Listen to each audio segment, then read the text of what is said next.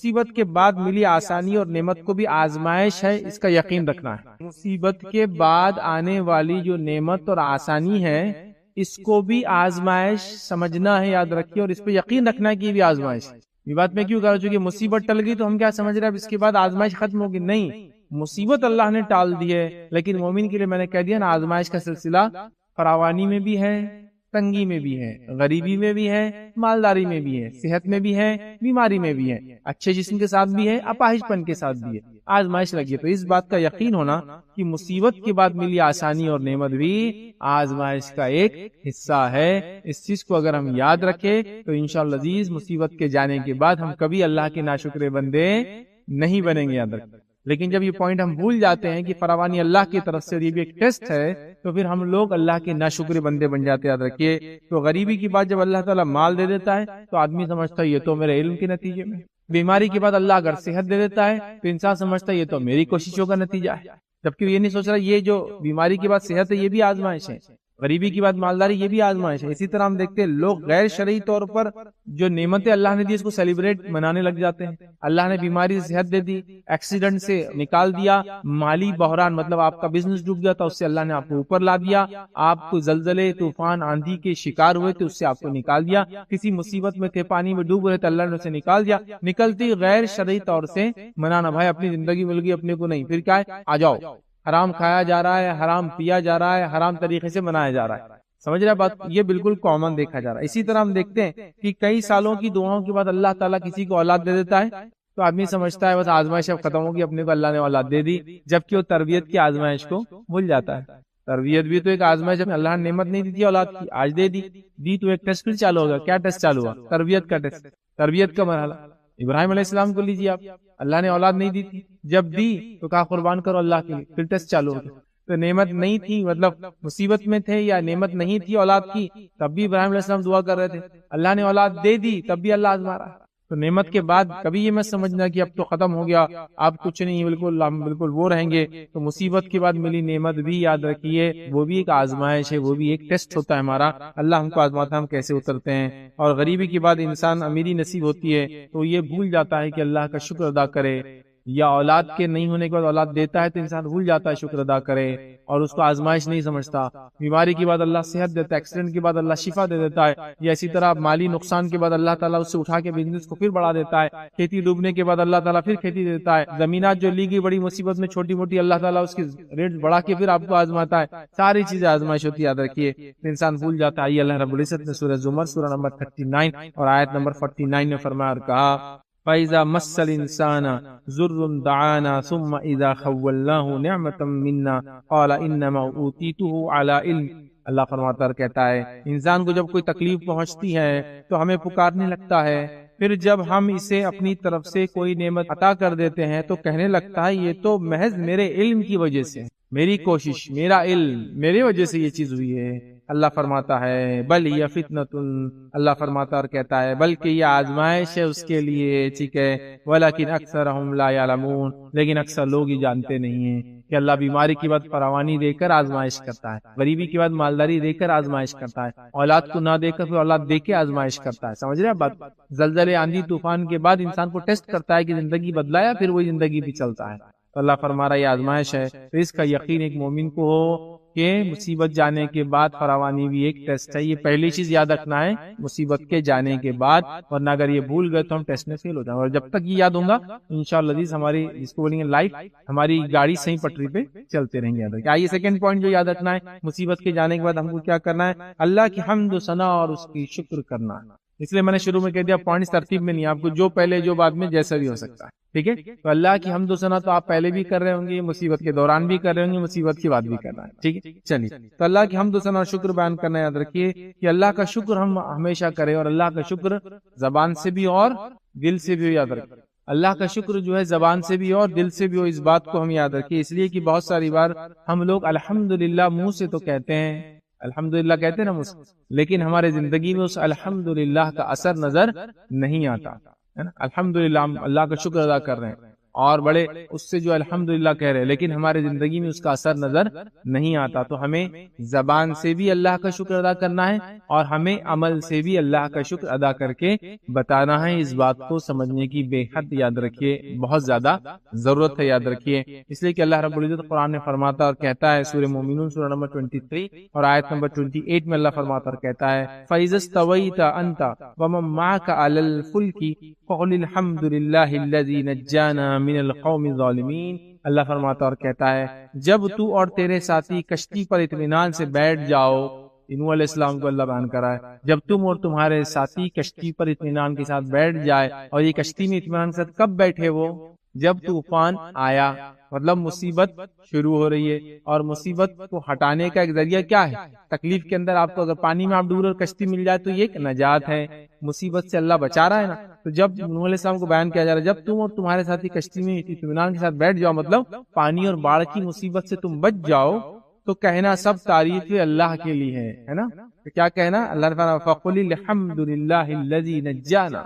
الحمدللہ، تمام تعریف اللہ کے لیے، سے نجات دی ہم کو ایک ظالم ہم سے مراد وہ شرک کرتی تھی، اور شرک ظلم ہے. یہاں پر ان الشرک لظلم عظیم، شرک سب سے بڑا ظلم ہے. ٹھیک ہے، تو یہ کہنا مصیبت جانے کے بعد کیا کہنا؟ ویسے تو پہلے بھی کہنا، بیچ میں بھی کہنا، لیکن چونکہ ہم بات کا دیکھ رہے ہیں اس لیے خاص رکھ رہا ہوں. الحمدللہ زبان سے بھی ہو اور دل سے بھی ہو، یاد رکھیں. اسی طرح اللہ رب العزت نے موسیٰ علیہ السلام کو سورہ ابراہیم سورہ نمبر 14 اور آیت نمبر 7 میں کہا، 7 میں کہا، فرمایا وَإِذْ تَعَذَّنَ رَبُّكُمْ لَئِن شَكَرْتُمْ لَأَزِيدَنَّكُمْ وَلَئِن كَفَرْتُمْ إِنَّ عَذَابِي لَشَدِيدٌ. اللہ فرماتا کہتا ہے، اور تمہارا پروردگار تمہیں آگاہ کر دیا ہے کہ اگر تم شکر گزاری کرو گے تو بے شک میں تمہیں زیادہ دوں گا، اور اگر تم ناشکری کرو گے تو یقیناً میرا عذاب بڑا سخت. یہ موسیٰ علیہ السلام کو اللہ نے بات بیان کی تھی، اور آپ نے بنی اسرائیل کو یہ بات بیان کر دی کہ شکر ادا کرو گے تو زیادتی پاؤں گے، ناشکری کریں گے تو ہمارا عذاب، ہماری پکڑ بہت سخت. تو کیا کرنا ہے ہم کو؟ اللہ کا شکر ادا کرنا ہے زبان سے اور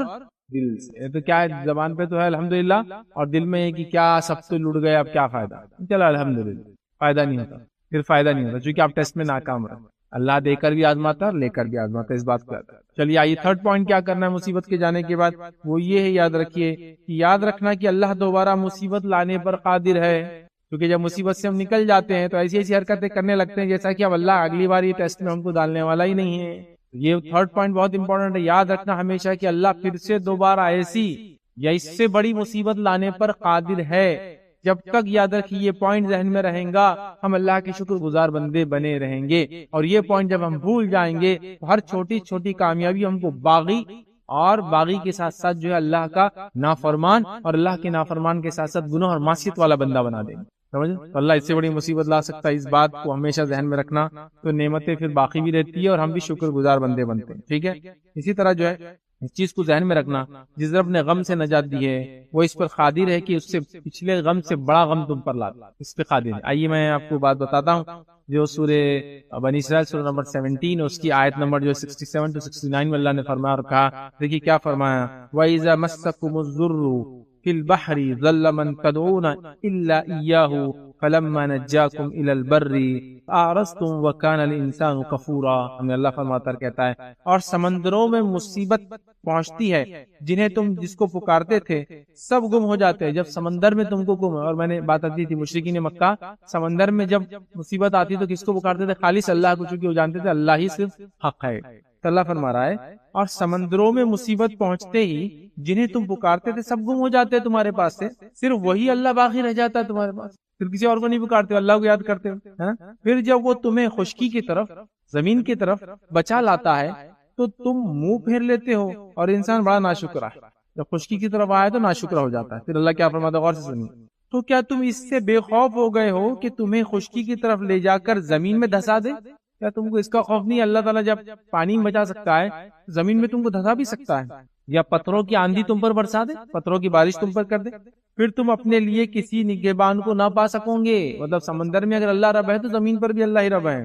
کیا تم اس بات سے بے خوف ہو گئے ہو کہ اللہ تعالیٰ پھر تمہیں دوبارہ سفر پر لے آئے سمندر کے، پھر سب دوبارہ لائے، اور تم پر تیز اور تند ہوائے کہ جھونکے بھیج دے، اور تمہارے کفر کے باعث تمہیں ڈبو دے، تم ہم پر اس کا دعویٰ کرنے والا کسی کو نہ پاؤ گے. مطلب کوئی اللہ پر دعویٰ نہیں کر سکتا کہ ایسا کیوں ہمارے ساتھ. تو اللہ کہہ رہا ہے کہ جب سمندر میں ہوتے ہو تو اللہ سے مانگتے ہو، اللہ سمندر سے نکال دیتا ہے تو غیر اللہ کو مانگتے ہو، کیا بھول جاتے ہو اللہ زمین کے اوپر بھی تم کو دھسا سکتا ہے، آسمان سے پتھر کی بارش کر سکتا ہے، اور دوبارہ تم کو کشتی میں لا سکتا ہے، دوبارہ سفر کرا کے پھر تم پر ہوا بھیج سکتا ہے، اور اس سے بڑے عذاب میں، اس سے بڑی تکلیف مبتلا کر سکتا ہے۔ تو اس بات کو یاد رکھنا ہمیشہ ضروری ہے کہ جس اللہ نے مصیبت دی ہے، اگر ہم اس کا شکر ادا نہیں کریں گے، مصیبت جانے کے بعد جو اللہ نے اس کے رسول نے بتایا وہ نہ کریں گے، تو اللہ واپس سے اس سے بڑی مصیبت ہم کو لا سکتا ہے، اور وہی ضروری نہیں اس سے ہٹ کر کسی اور جگہ سے بھی مصیبت لا سکتا ہے۔ آج مال میں آئی ناشکری کی ہم نے، کل جان میں آئیں گی ناشکری کی ہم نے، مال دولت عزت آبرو ہر چیز میں آ سکتی ہے آزمائش، تو کبھی بھی اس معاملے میں بے خوف نہیں ہونا چاہیے، کیونکہ اللہ کے اوپر کوئی سوال ہی نہیں ہے کہ اللہ سے کوئی کوشچن کرے گا ایسا ہمارے ساتھ کیوں ہوا۔ سمجھ رہے ہیں؟ یہ تھرڈ پوائنٹ تھا، بڑا اہم، اس کو یاد رکھنا ہے۔ فورتھ پوائنٹ یاد رکھنا ہے جو یاد رکھیے کہ مصیبت جانے کے بعد کیا کرنا ہے، وہ ہے رب سے دعا اور گڑ گڑانا جاری رکھنا ہے۔ جس طرح سے ہم نے مصیبت کے دوران مناجات کی، رب کے سامنے گڑ گڑائے، جو کہ آہو بکا کی، روئے دھوئے، اپنی کمزوریاں بتائی، اپنی خامیوں کا اظہار کیا، چونکہ اللہ اس سے خوش ہوتا ہے کہ بندہ اپنے خامیوں کا اظہار کرے اور اسے توبہ کرے کہ اللہ یہ غلطیاں ہوئی اس سے، ٹھیک ہے، یہ سب کچھ کیا۔ جیسے ہی اللہ فراوانی دیتا ہے آدمی سب بھول جاتا ہے، تو دعاؤں کا سلسلہ، گڑگڑانے کا سلسلہ جاری رہے، کیونکہ میں نے کئی بار دیکھا لوگ بیمار ہو جاتے ہیں، تو بیمار ہو گئے تو چہرہ بدل گیا، بیمار ہو گئے تو لباس بدل گیا، بیمار ہو گئی تو عادت و تواور بدل گئی، بیمار ہو گئے تو حلال حرام کی تمیز آ گئی، بیماری جیسی ختم ہوئی، چہرہ بدل گیا، لباس بدل گیا، حرام چالو ہو گیا، ہر چیز وہی پہلے زندگی لگ گئی، پھر اگلی بار بیمار ہوئے پھر چہرہ بدل گیا، لباس بدل گیا، تجارتیں بدل گئی، سب وہ کر رہے، پھر بیماری اچھی دی اللہ نے، پھر ویسی، سمجھ رہا؟ تو آہو بکا، مناجات، دعاؤں کا سلسلہ یاد رکھیے، گڑگڑانے کا سلسلہ ہمیشہ جاری رکھنا چاہیے، کیونکہ اللہ تعالیٰ اس چیز کو پسند کرتا ہے کہ بندہ اس کے سامنے عاجز ہو، اور اللہ رب العزت نے سورہ یونس سورہ نمبر 10 اور آیت نمبر 12 میں فرمایا اور کہا، اور جب انسان کو کوئی تکلیف پہنچتی ہے تو ہم کو پکارتا ہے، لیٹے بھی، بیٹھے بھی، کھڑے بھی، پھر جب ہم اس کی تکلیف اس سے ہٹا دیتے ہیں تو وہ ایسا ہو جاتا ہے گویا اس نے اپنی تکلیف کے لیے خواہ جو اسے پہنچی تھی کبھی ہمیں پکارا ہی نہیں تھا۔ ان حد سے گزر جانے والوں کے اعمال کو ان کے لیے اسی طرح خوشنما بنا دیا گیا ہے۔ کیا فرمایا اللہ؟ جب اللہ اس کو تکلیف پہنچاتا ہے انسان کو تو دعا کرتا ہے، لیٹے سے، بیٹھے سے اور کھڑے سے۔ لیٹے سے مطلب بہت ہی بری حالت ہے نا، اس لیے لیٹا ہوا ہے، بیمار ہے، چل پھر نہیں سکتا، زلزلے میں دب گیا کسی گھر کے نیچے، لیٹا ہوا ہے، پانی میں ڈوب گیا، لیٹا ہوا ہے، تو شروعات بھی ایک دم خستہ حال سے اللہ کرا، لیٹے سے کرتا ہے، پھر بیٹھے سے کرتا ہے، بیٹھا ہوا آدمی مطلب لیٹے سے اچھا ہے تھوڑا سا، ہاں بیٹھے سے کرتا ہے، پھر کھڑے سے بھی کرتا ہے کبھی، لیکن جب مصیبت ہٹاتے تو ایسا ہو جاتا کہ جیسا کبھی مانگا ہی نہیں تھا، کبھی اس کو ضرورت ہی پڑی نہیں تھی اس کے رب۔ ایسا کبھی نہیں ہونا چاہیے، یاد رکھیے۔ ہم جو مصیبت کے دوران اللہ سے گڑگڑاتے ہیں، مناجات کرتے ہیں، دعائیاں دیتے ہیں، روتے دھوتے ہیں، یہ سلسلہ بعد میں بھی جاری رکھنا چاہیے، یاد رکھیے، اس لیے کہ اللہ تعالیٰ اس کو پسند کرتا ہے۔ اور یہ بات میں آپ کو بتا دوں، یہ بات کو آپ غور کر لیں، اگر آپ خوشحالی کے اندر اللہ کو یاد کریں گے تو یاد رکھ لیجیے اللہ تعالیٰ کبھی آپ کو بدحالی میں چھوڑیں گا نہیں، وہ بھی یاد رکھیں۔ اللہ کے رسول صلی اللہ علیہ وسلم نے یہ بات عبداللہ ابن عباس جو چھوٹے بچے تھے ان کو سمجھائی تو کہا تھا، بیٹا یاد رکھ لو کہ اگر تم فراوانی میں اللہ کو یاد رکھو گے تو اللہ تعالیٰ تنگدستی اور مصیبت میں کبھی تم کو نہیں چھوڑے گا، کبھی نہیں بھولیں گے۔ تم اللہ کو خوشحالی میں یاد رکھو تو تنگدستی میں تمہیں یاد رکھو، سمجھ رہے بات؟ آئیے حدیث کا روایت کے الفاظ دیکھیں کس طرح سے خوشحالی کی دعا کتنا فائدہ دیتی ہے، کیونکہ ہم لوگ سمجھتے خالی بیمار ہو، مصیبت ہو تو دعا کرے، خوشحالی کی دعا کے فائدے سنیے۔ سلسلۃ الحدیث صحیحہ کی روایت ہے، ابو ہریرہ رضی اللہ عنہ فرماتے ہیں، کہتے ہیں رسول اللہ صلی اللہ علیہ وسلم فرمایا، جو آدمی اس بات کو پسند کرتا ہے کہ اللہ تعالیٰ سختیوں اور پریشانیوں میں اس کی دعائیں قبول کرے، اسے چاہیے کہ وہ فراخی اور خوشحالی میں بکثرت دعا کرے۔ فراوانی میں بکثرت دعا کرو، تنگدستی مصیبت پریشانی میں اللہ اس کی دعائیں سنے گا۔ اور ہم الٹا سمجھتے ہیں، ہم سمجھتے ہیں مصیبت میں ہی کرے تو دعا قبول ہوتی، بعد میں کچھ کرنے کی۔ دوسری روایت سنی، جامع ترمذی کی روایت، عبادہ بن صامت رضی اللہ عنہ فرماتے اور کہتے ہیں کہ رسول اللہ صلی اللہ علیہ وسلم فرمایا، زمین پر کوئی بھی مسلمان ایسا نہیں جو گناہ اور قطع رحمی کی دعا چھوڑ کر کوئی بھی دعا کرتا ہے اللہ تعالیٰ اسے وہ چیز نہ دیتا ہو، مطلب اللہ تعالیٰ دیتا ہی ہے، نہ دیتا ہو، یا اس کے بدلے میں اس کے برابر کسی برائی اور مصیبت کو ٹال دیتا ہو۔ قطع رحمی کی دعا نہیں کرنا چاہیے، اور اسی طرح جو ہے گناہ کی دعا نہیں کرنا چاہیے، تو اللہ قبول ہی کرتا ہے، کبھی ڈائریکٹ دعا قبول کرتا ہے، کبھی اس کے برابر مصیبت و تکلیف کو ہٹا دیتا ہے. تو گویا فراوانی میں آپ نے دعا کی جب اچھے تھے تو مصیبت کے ٹائم کیا ہوں گا, اللہ تعالیٰ اس دعا کی وجہ سے مصیبت کو ہٹا دیں گا, اس بات کو یاد رکھیں. اسی طرح جو سنن نسائی کی روایت ہے, نبی اکرم صلی اللہ علیہ وسلم جب سفر کرتے تو سفر پر جاتے وقت, مطلب اس سفر پہ گئے نہیں, سفر تکلیف ایک طرح سے ہے نا, بلکہ ایک روایت کے الفاظ اس طرح سے کہ سفر عذاب میں سے ایک عذاب ہے.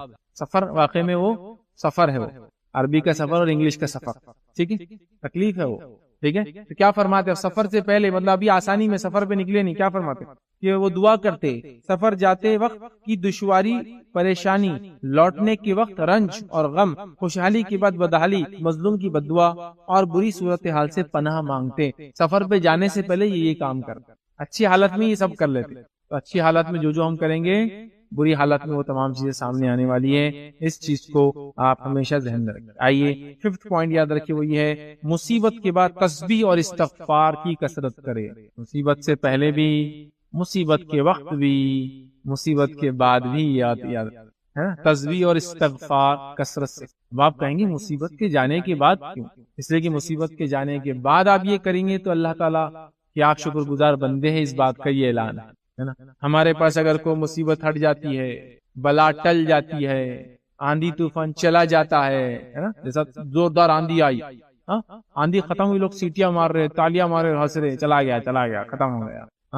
زلزلہ آیا, پریشان ہیں لوگ, جب تک زلزلہ چالو پریشان, زلزلہ ختم ہوا تالیاں, ڈھول, تاشے, تماشے, چیخ رہے ہیں, چلا رہے ہیں, ہو گیا بولے جو ہونا تھا, انجوائے کرو, بچ گئے اپن, ہے نا.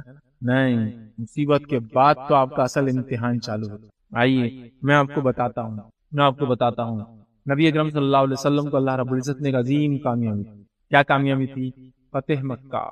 فتح مکہ ایک ایسی کامیابی تھی کہ ایک شخص کو جس نے دعوت دی, اللہ کی طرف لوگوں کو بلایا, لوگوں نے اسے ستایا, اس کی جان لینے پر آ گئے, جس کی وجہ سے اسے اپنا شہر چھوڑ کر جو اس کو محبوب تھا اسے جانا پڑا. اب وہ اپنا شہر چھوڑ کر جا کے مکہ چھوڑ کر مدینے میں رہتا ہے. اس کے بعد معاہدہ ہوتا ہے حدیبیہ میں, معاہدہ مشرکین مکہ کی طرف توڑا جاتا ہے. نبی اکرم صلی اللہ علیہ وسلم فوج لے کر واپس چڑھائی کرتے مکہ پر. ایک شخص جو اپنے وطن سے بے وطن ہوا, رات کے ایک حصے میں خاموشی کے ساتھ اپنے ایک ساتھی کے ساتھ چھوڑ کر زمین جائیداد دن دولت چلا گیا, اب وہ واپس آ رہا ہے ایک اور کانکرر کی حیثیت سے. سچویشن کتنی امیزنگ ہے نا. ایک بستی سے آپ کو نکال دیا گیا, اب اس بستی میں آپ لوٹ کر آتے ہیں, اور لوٹ کر آ رہے ہیں, نکالا گیا تو اب مظلوم ایک فرد تھے, واپس آتے ہیں تو آپ ایک بہت بڑے آرمی کے لیڈر ہیں, اور اب آپ ایک کانکرر کی حیثیت سے آتے ہیں اس شہر کے. کیا ہوتا ہے ایسی رومی حکومتیں دیکھ لیجئے, بزنطینی حکومتیں دیکھ لیجئے, چینی ہے, بیبلونین ہے, موسیپیٹیمنس ہے, سمیرینس ہے, ایجپشینس ہے, قومیں پڑی, چائنیز ہیں. کیا کرتے تھے یہ لوگ؟ جب لوٹ کر آتے اور اس قلعے کو واپس فتح کرتے جو ان سے چھینا گیا تھا, برباد کر دیتے, انسانی جانوں کو ہلاک کرتے, جانوروں کو تک ذبح کرتے. نبی اکرم صلی اللہ علیہ وسلم بھی واپس لوٹ رہے اپنے شہر, جس بچی سے آپ کو مجبور کر کے نکالا گیا. کیا کرتے ہیں آپ اپنے سر کو جھکا کر داخل, روایت میں آپ کا سر جھکا ہوا تھا, اللہ کی شکر, اور آپ مکے میں داخل ہوئے, آپ نے غسل لیا اور 8 رکعت نماز پڑھی تھا, اور سر جھکا ہوا تھا. ورنہ فاتو کے سر کیسے ہوتے ہیں؟ سر اٹھے ہوئے ہوتے ہیں, تلواریں لہراتی ہوا کے اندر, لوگ چیختے اور چلاتے ہیں.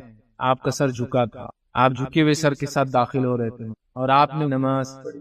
اور اللہ رب العزت نے کامیابی کو منانے کا طریقہ قرآن میں بتا دیا. سورہ نصر کو پڑھیے غور سے. اللہ فرماتا ہے اذا جاء نصر اللہ والفتح, اے نبی جب تم دیکھو کہ اللہ کی مدد اور فتح آ پہنچی, کامیابی ہے نا اس کا مطلب. وَرَأَيْتَ النَّاسَ يَدْخُلُونَ فِي دِينِ اللَّهِ أَفْوَاجًا, اور آپ دیکھو کہ جوق در جوق لوگ اسلام میں داخل ہو رہے ہیں. یہ آپ کا مشن تھا, وہ کمپلیٹ اور اکمپلش ہو رہا ہے. کہ لوگ گروہ در گروہ, پہلے ہوتا تھا ایک آدمی 2 آدمی مکے میں آتے تھے, مدینے میں گئے تو 2 4 5 10 آنے لگے. فتح مکہ کے بعد تو قبیلے آنے لگے, ہنڈریڈس آف لوگ ایک ساتھ آ رہے تھے. تو جب تم دیکھو لوگوں کو جوق در جوق اسلام میں آ رہے, کیا کرو؟ فَسَبِّحْ بِحَمْدِ رَبِّكَ وَاسْتَغْفِرْ, تو اپنے رب کی تسبیح بیان کرو, استغفار کرو. انہ کان توابا, وہ تو توبہ قبول کرنے والا ہے نا. یہ طریقہ ہے مصیبت جانے کے بعد. اس لیے میں نے یہاں کہا تسبیح اور استغفار. فتح مکہ ہوئی, آپ تسبیح استغفار کر رہے ہیں. آپ کو کہا جا رہا ہے کہ جب آپ کا مشن اکمپلش ہو گیا, پورا ہو گیا, تو آپ کیا کریں؟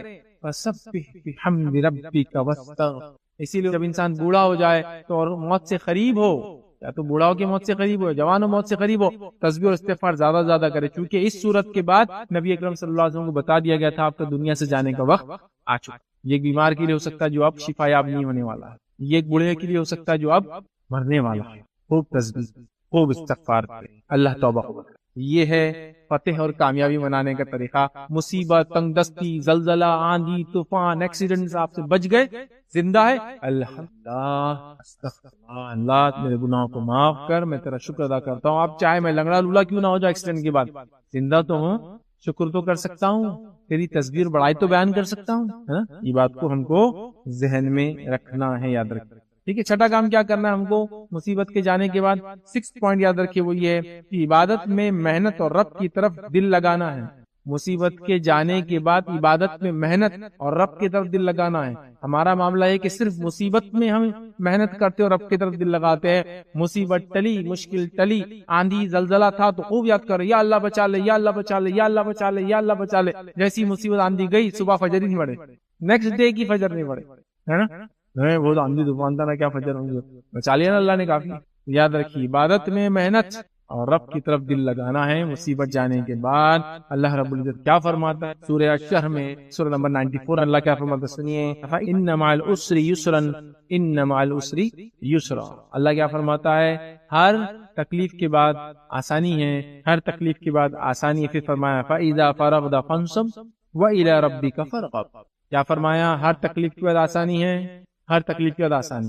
اور آپ تکلیف کے بعد آسانی ہے، تکلیف کے بعد آسانی ہے، تو کیا کرنا ہے اس کے بعد؟ دیکھیے آیت پھر کیا فرما رہی ہے، تو اللہ فرماتا ہے پس یقیناً مشکل کے ساتھ آسانی ہے، بے شک مشکل کے ساتھ آسانی ہے. پس جب تو فارغ ہو، مصیبت کے بعد آسانی ہے، پھر جب تو فارغ ہو. فارغ انسان عام حالات میں ہوتا ہے، مصیبت میں پریشان ہوتا ہے، وقت کم ہوتا ہے.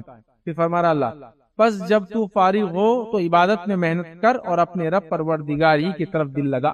تو جب تو فارغ ہو جائے تو کیا کرے کہ فارغ ہو تو عبادت میں محنت کر، اور دوسرا فرمایا اور اپنے پروردگار کی طرف دل لگا. محنت کر اور اپنے پروردگار کی طرف دل لگا. اسی لیے میں نے کہا کہ مصیبت کے جانے کے بعد محنت کرنا، عبادت کے اندر رب کی طرف دل لگانا. صرف مصیبت میں نہیں، مصیبت کے بعد اللہ کے رسول فرمایا جا رہا ہے مصیبت کے بعد آسانی ہے، مصیبت کے بعد آسانی ہے. تو جب مصیبت ہٹ جائے تو کیا کرو، آپ اپنا دل رب کی طرف لگاؤ اور خوب محنت کرو عبادت میں اور اپنا دل رب کی طرف. ہمیں بھی یہ کام کرنا ہے مصیبت کے بعد. آئیے مصیبت جانے کے بعد 7واں کام جو ہم کو کرنا ہے وہ کیا ہے، اللہ کی مخلوق پر احسان کرنا جیسے اللہ نے آپ پر احسان کیا ہے. اللہ کی مخلوق پر احسان کرنا جیسے اللہ نے آپ پہ احسان کیا ہے. آپ مصیبت میں تھے، آپ ایکسیڈنٹ میں تھے، آپ زلزلے میں متاثر تھے، آپ باڑھ کے متاثر تھے، آپ بیماری سے متاثر تھے، آپ کے شہر میں تعاون پھیل گیا تھا، آپ خود ذاتی طور سے بیمار تھے، فلاں تھے. جیسی یہ مصیبت ہٹیں گی میں ان جیسے لوگوں کی مدد کروں گا. چل ہے نا، میرا ایکسیڈنٹ ہوا تھا، اب میں کسی بھی ایکسیڈنٹ کو دیکھوں گا تو بھاگوں گا نہیں ان کی مدد کرنے کا. یہ نہیں سوچوں گا یار کہاں پڑتے چکر میں پھر اب ٹائم اپنا جائیں گا، اپنے کو تو سفر پہ جانا نہیں. میں بھی تو ایک بار ایکسیڈنٹ کا شکار ہوا تھا. کسی بیمار کو دیکھ کر یہ نہیں بولیں گے کہ جاؤ یار کوئی نہ کوئی تو لے جائیں گا نا اس کو، میں کوشش کروں گا لے جاؤں. میں بھی تو ایک دن بیمار ہو کے سڑک پہ گرا تھا اور کوئی میری مدد کو نہیں آیا تھا، یا ایک آدمی آیا تھا تو اس کو آج تک آپ یاد رکھتے کہ اس نے میری مدد کی تھی، ہے نا. تو میں بھی کسی کی انشاءاللہ العزیز مدد کروں گا، یہ میرا تجربہ ہے. آپ سمجھ رہے نا. تو کیا کرنا ہے، اللہ کی مخلوق پر احسان کرنا ویسے جیسے اللہ نے احسان کیا ہے. محتاجوں اور غریبوں اور مسکینوں پہ احسان کرنا. مصیبت جانے کے بعد صدقات و خیرات کی شکل. اسی طرح مصیبت گزرنے کے بعد ان لوگوں پر خاص توجہ دینا جو ایسی مصیبت میں مبتلا ہے جس سے مجھے اللہ نے نجات دی ہے. میں زلزلے کا متاثر تھا، کہیں زلزلہ آئیں گا میں جا کے ضرور مدد کروں گا، کیونکہ میں بھی متاثر ہوا تھا زلزلے سے ایک بار. سمجھے نا، مدد کرنا. اسی طرح اللہ کے نبی صلی اللہ علیہ وسلم پر اللہ نے اپنے احسان کا ذکر کیا اور اس کے بعد اللہ رب العزت نے نبی اکرم صلی اللہ علیہ وسلم کو بتایا کہ اللہ نے کیا کیا احسانات ان پہ کیے، اور پھر بتایا کہ وہ بھی ایسا ہی حسن سلوک دوسروں کے ساتھ کرے. نبی اکرم صلی اللہ علیہ وسلم قرآن میں اللہ نے بتایا کہ اللہ نے ان پہ کیا احسان کیا، اور پھر فرمایا کہ ایسا ہی احسان ہے نبی تم دوسروں پر بھی کرو. اس لیے میں کہہ رہا ہوں کہ مصیبت آئے تو مصیبت زدہ لوگوں کی ہم بھی مدد کریں جس میں ہم مبتلا ہوئے تھے. آئیے اللہ رب العزت کیا فرماتا ہے سورہ زوا سورہ نمبر 93. اللہ فرماتا ہے اور کہتا ہے الم یجدک یتیما فآوی ووجدک ضالا فہدی ووجدک عائلا فاغنی فاما الیتیم فلا تقہر واما السائل فلا تنہر واما بنعمت ربک فحدث. اللہ کیا فرماتا ہے، غور سے سنیے. اللہ نے فرمایا الم یجدک یتیما فآوی، کیا ہم نے تم کو یتیم نہیں پایا اور تم کو مقام نہ عطا کیا؟ جبکہ عربوں کے اندر ایک یتیم کا کیا مقام ہوتا تھا؟ یتیم کا کوئی مقام نہیں ہوتا تھا. یتیم کی جائیداد لوٹ لی جاتی تھی. یتیموں کو تو کئی بار اگر اس کو بیچ دیا جاتا تھا بازاروں میں لے آ کے، ان کی ماؤں کی شادیاں کسی اور کے ساتھ کر دی جاتی تھیں. تو اللہ فرما رہا ہے کہ نبی ہم نے آپ کو یتیم پایا اور مقام نہ دے دیا سماج میں کہ آپ یتیم تو ہوئے لیکن دادا آ گئے آپ کے، آپ یتیم تو ہوئے لیکن چچا آپ کے آ گئے. ہم نے ایک مقام دیا آپ کو. پھر فرمایا وَوَجَدَكَ ضَالًّا فَهَدَىٰ، پھر ہم نے آپ کو جو ہے راہ راست پر نہ پایا تو ہدایت نہ دی. مطلب مشرکین برا شرک کا ماحول تھا اور اس میں اللہ کے رسول نے کبھی کوئی گناہ اور معصیت اور شرک کے کام نہیں کیے، تو کیا ہم نے آپ کو ہدایت نہ دی ایسے ماحول میں بھی کہ جبکہ سب برائیاں عام تھی؟